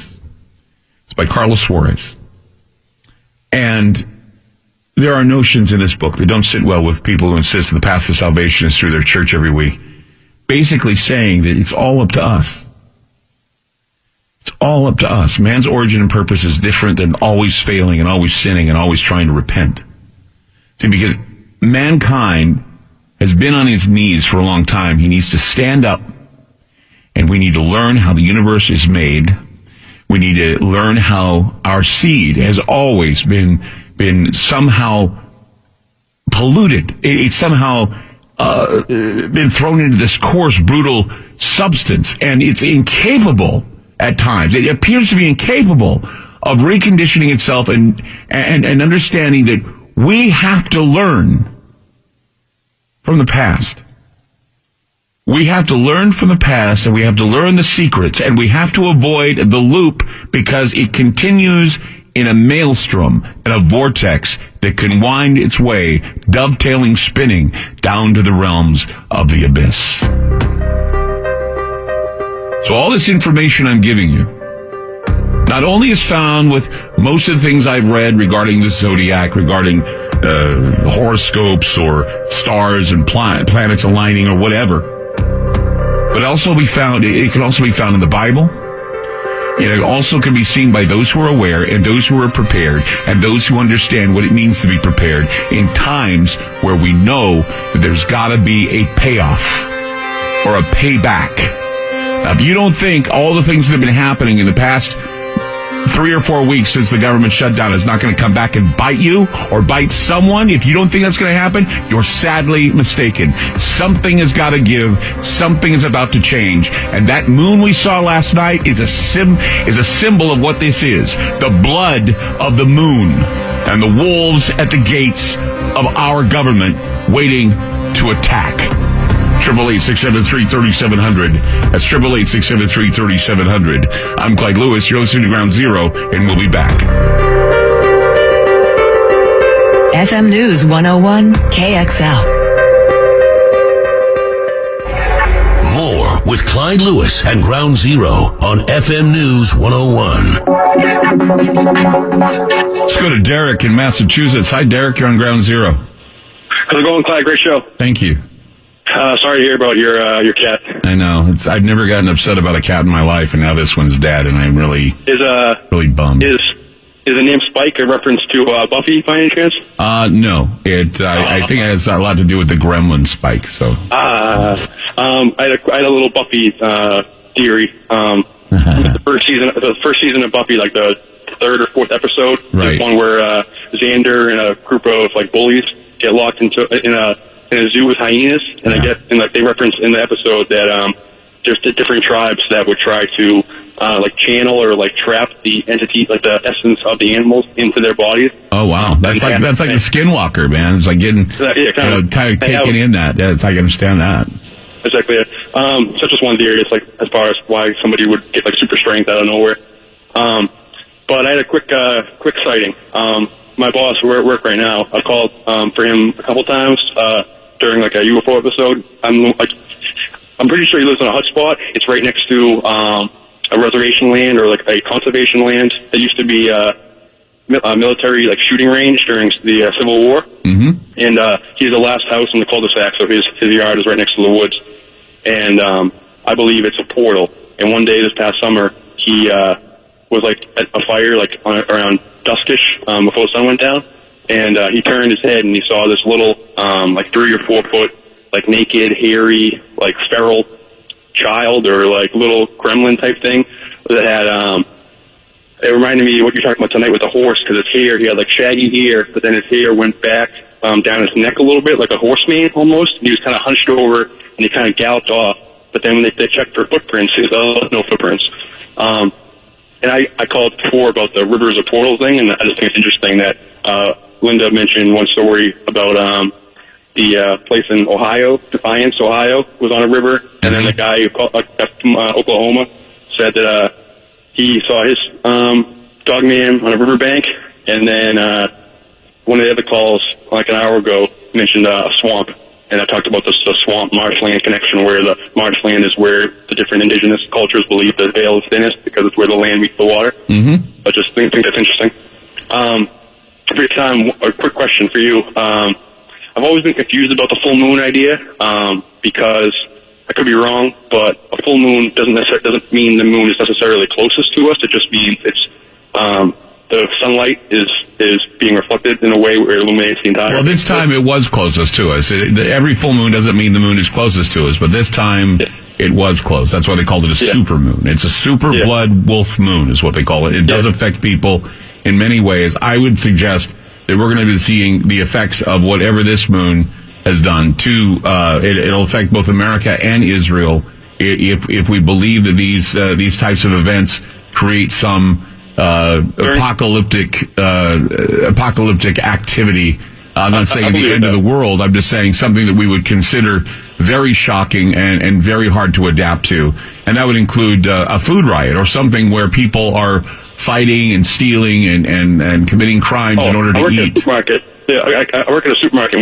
I'm from Boston, and we just had the snowstorm this past weekend. Yeah. And just as soon as the news mentions any type of flurries or anything, the supermarkets are absolutely mobbed. So any kind of food scarcity or any kind of hiccup with our financial system, or literally it could be anything, would cause the stores to just be completely looted. Well, and that's why I've said, if you want to get that deal that I'm offering for $75 for 2 weeks of food you can have available, like for snowstorms like this.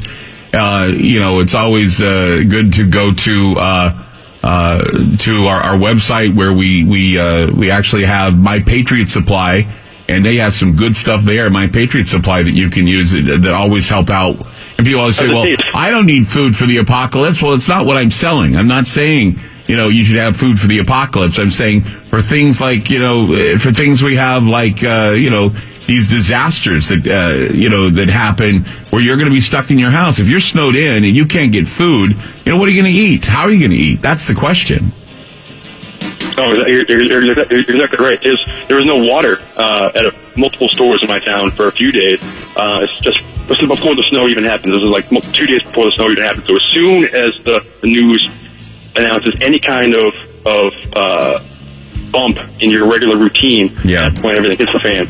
That's true. Let's go, though. That's true. Hey, and by the way, if you want to get yourself that supply that we're asking for, or you want to get, and you'd help, and you worry about things like being snowed in or something like a food riot, you can go to My Patriot Supply. It's preparewithgroundzero.com. That's preparewithgroundzero.com. When there's no power, refrigeration fails, stores with their shelves stripped bare because of weather or other problems, it's good to have something in your house. If deliveries stop and you don't get food, you can get your 2-week supply for just $75 by going to preparewithgroundzero.com. More with Clyde Lewis and Ground Zero on FM News 101.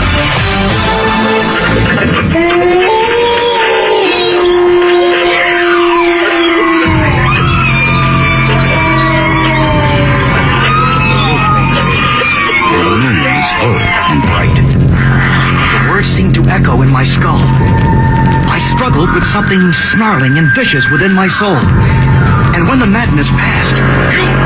Hold it right there! What is the name of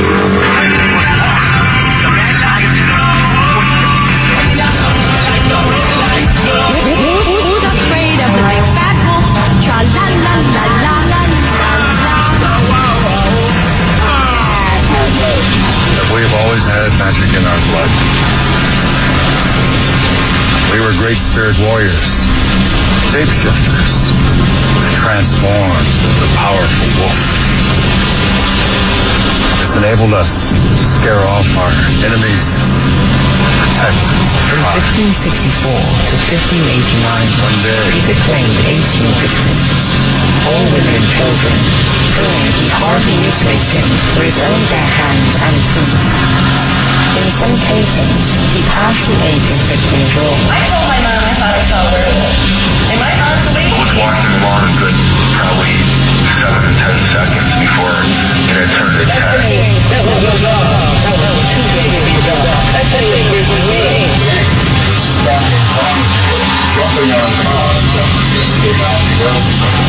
For 2 years here, the illness comes and listen to whisper about it amongst the signs to bring you home. Did you ever tell yourself, I have to stop this. I must stop doing this.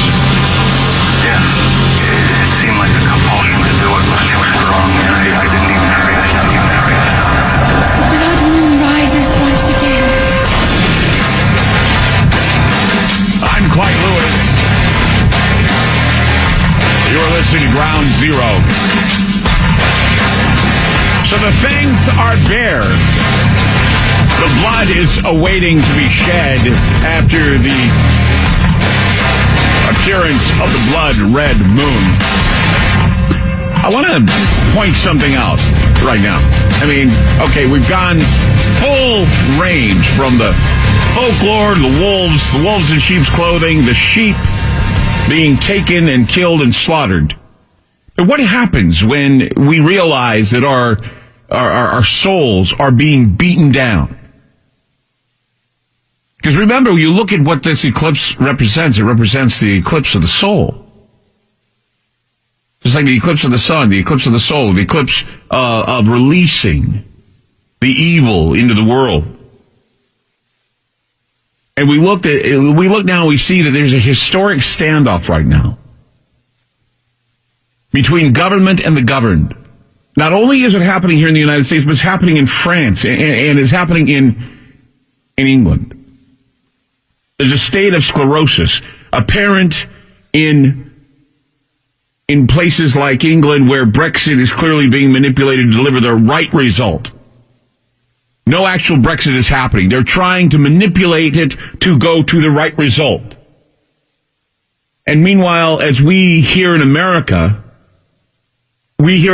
are fighting amongst each other because Trump really wants that wall. But no wall is being built except for a political wall that has gone up, blocking the popular choice. You realize this. As unpopular it may be with you, the popular choice, the majority choice is, yes, we need to protect the borders with a wall. So what happens when the idea of being democratic goes away? It won't take long to come up with the answer. What happens when the democratic process and the will of the people have nowhere to go? In the shadow of this wolf moon, the blood it represents and the blood that will be shed. The globalist class, as I see it, the globalist class doesn't seem to understand that all of this brinkmanship we're hearing about, all of this political gamesmanship, this social engineering, and this brutal repression is going to lead to some very, very bad things. Where the people, so fed up with what is going on, will rise up. JFK once said, he said, those who make peaceful revolution impossible will make violent revolution inevitable.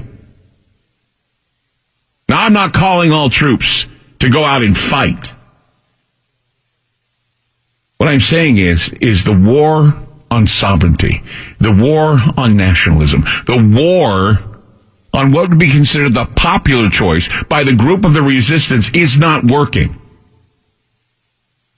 You realize today is Martin Luther King Day.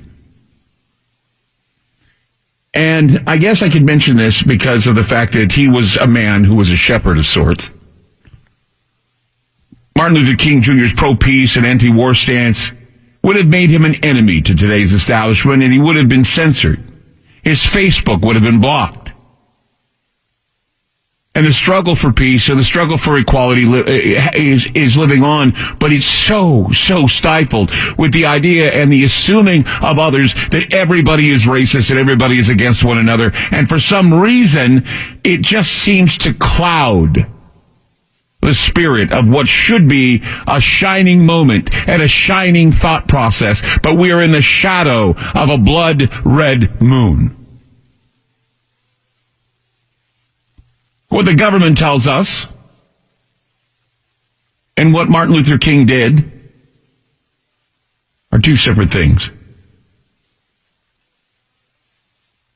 And all those who stand up against big government are now being brought down. Even those who claim that they're so, progressive and they love Dr. Martin Luther King don't even know what his message was. And quite frankly, don't care, because we certainly are against everything when Martin Luther King was certainly trying to bring people together. With a state that owes its very existence to the global world order. At least that's what we believe these others want, rather than having what needs to be. The use of violence, the use of bloodshed, the use of starving people and bringing about scarcity. I warned everybody about the scarcity that was going to be brought about. And it's being brought about now, and they're using the wall as a political football for scarcity.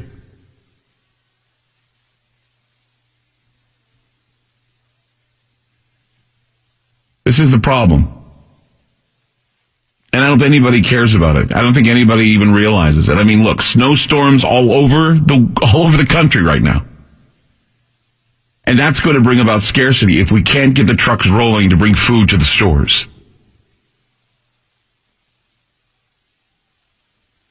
We're going to see scarcity with the government shutdown. We may not be able to see TSA agents standing and bringing people to the Super Bowl. It's gotta be, we have to have the government open before the Super Bowl. We can't let people be stranded at the airports without someone to frisk them. So hopefully this will all be over before the Super Bowl. If not, then I don't think that we'll be seeing too many TSA helping people get into Georgia. Because this is how America is. So I'm not going to tell you that this is the end of the world. I'm not going to tell you that everything I'm saying is going to come true. But I want you to think a bit about what is happening. I want you to think a bit about what may be happening and what may happen after this blood moon's over. And it's over now, but we'll have repercussions, I'm sure, for days. And we may see some very, very different changes. And I don't know if anybody's going to come back and say, hey, Clyde, we saw the changes and you told us about them. I don't know if that happens. Because I know people, werewolves. Come on, really? Yes, werewolves. They don't have to be Lon Chaney, shape-shifting, furry guys. They can be people sitting in the auspices of government.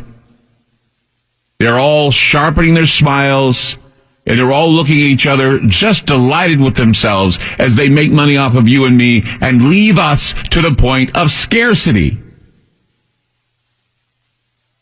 This is the future. Because no one is willing to give.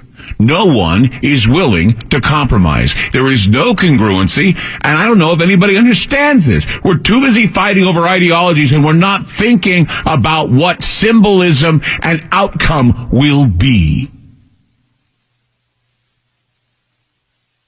And if I sound passionate, it's because I am. If I sound angry, I just might be. But I hope you're motivated. And I hope you can share with me your thoughts as we close out this hour. So I'm opening the phones again. This time you can open up and talk about what I've been talking about in the last 40 minutes, 30 minutes. I would love to hear your opinion on this and what you think will happen after this blood moon. If you think anything is going to happen and what you think might happen if we're going to see any changes in the near future, a few days, maybe a week, maybe a month. I don't know. We'd love to hear from you. 888-673-3700. That's 888-673-3700. Back with more Ground Zero. Don't go away. FM News 101 KXL. Hey guys, it's Clyde, and I'm excited to tell you about Youngevity, a supplement company that I've been associated with since 2016. After 1 year, I lost 140 pounds and felt so much more energetic. Since 1997, Youngevity has had one objective: to enhance the lives of people through lively health and wealth. Dr. Joel Wallach and Youngevity have pioneered the mineral supplement market, spreading the 90 for life message throughout the world. Over the years, continued development and innovation has established Youngevity as one of the most successful companies in the health supplement market. If you'd like to feel healthier, look better, you can go to our special website, www.groundzeroforlife.com. That's www.groundzeroforlife.com, or talk to one of our health specialists by calling 877-877-4202. That's 877-877-4202. More with Clyde Lewis on FM News 101.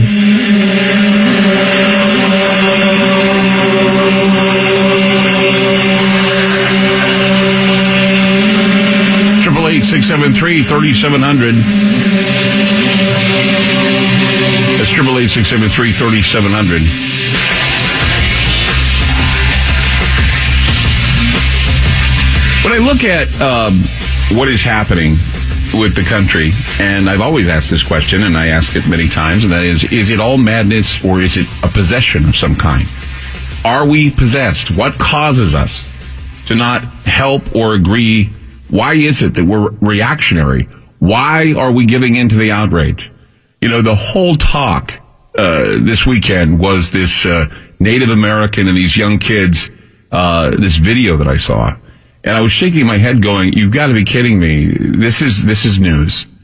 And then, of course, when they finally realized that there was more to it than just a Native American veteran standing in front of a bunch of kids, and how the kids were not taunting the Native American, but they were taunting some other guys. And it just, look, this type of madness, this type of whatever it may be, seems to permeate when we have changes in the heavens, when we have changes that point to the idea that we're heading down a road to ruin.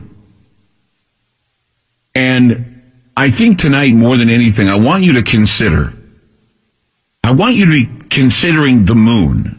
I want you to consider the signs. I want you to consider how phases may or may not affect human behavior. And how, we discussed the idea of the supernatural, the preternatural. We discussed the full moon and how more crimes and violence and accidents are reported. Hospital emergency rooms are said to be full up during the full moon. Now, I know a lot of people probably claim that it's an old wives' tale. But the moon affects the tides, which is mostly salt water. We just had an earthquake tonight. I was just looking it over right here in RT, actually. And, see, where's that at? Right here. RT, 6.4 earthquake strikes south of Indonesia's island of Sumbawa. And that's what the USGS is saying. So, once again, we may be seeing earthquakes happening in the Ring of Fire again and wondering if we're prepared for this. It's anyone's guess. I mean, look, people, you were telling me, oh, I don't need to prepare for the apocalypse because why would I want food for that? That's not the point. The point is an earthquake. The point is a storm. The point is something that will keep us in a fit of scarcity. A lot of people say that if we have seawater being affected by the tides, and since our blood is made mostly of seawater, it stands to reason perhaps we're affected by the moon. It's moonstruck. It's lunacy. It's this werewolf type of feeling. And I know that there are a lot of scientists that say, oh, that's purely speculation, and that there's no proof that this happens. But the werewolf is a symbol. The werewolf is an object lesson in behavior. And how we can go from being passive to being ravenous to being careless. Being monsters. Being a monster means you're just not pretending anymore. You stop pretending and you just don't care. You're apathetic. You're not empathetic. You're not sympathetic. You're becoming slowly a monster. Nothing supernatural, preternatural about it. And at times, when we talk about these unnatural presences, we talk about the unnatural, meaning the unnatural possession with some demonic plague or cancer or malignancy, where everybody who has written me, and tonight we had this in the beginning of the first hour, I've been having dreams, Clyde. I'm dreaming that something's about to happen, Clyde. I'm dreaming that some world event is going to happen and we're all going to have to pitch together. Do you know what happened last week? Last week, the algorithms on Facebook, the algorithms on YouTube were reading people's entries and conversations. And what did the algorithm produce? The algorithm recommended that everybody on YouTube watch the segment where the planes went into the buildings on 9/11. Now, why, out of so many years, why out of all these years, did the algorithm start wanting to push this video onto the watching, the viewing audience on YouTube? Why was it being pushed on Instagram? The algorithms were pushing people to see that video again. Now, why? Some say it's because people were typing in 11919. And that 9/11, 9/11, 9/11 prompted it. Or maybe it's because we are all feeling a little bit paranoid about the future. But you see, in early civilizations, they believed and shared their world, and it all happened to come together with what was out there in the sky. Now we have algorithms, and we have all these ways of communicating with one another. But you know what? We started to see the deterioration of mentality, the beastly nature of mankind, the anger of humans turning into beasts. And we have this documentation in all the church records, in all the past histories of mankind becoming beastly when faced with famine and scarcity. And that is what a red moon represents. The wolf moon turning to blood. Whatever you may think this means, whatever symbology you want to hold to it, I am certain we will see the repercussions from whatever this is in many days to come. I ask that you be prepared. I'm Clyde Lewis. You're listening to Ground Zero. Good night.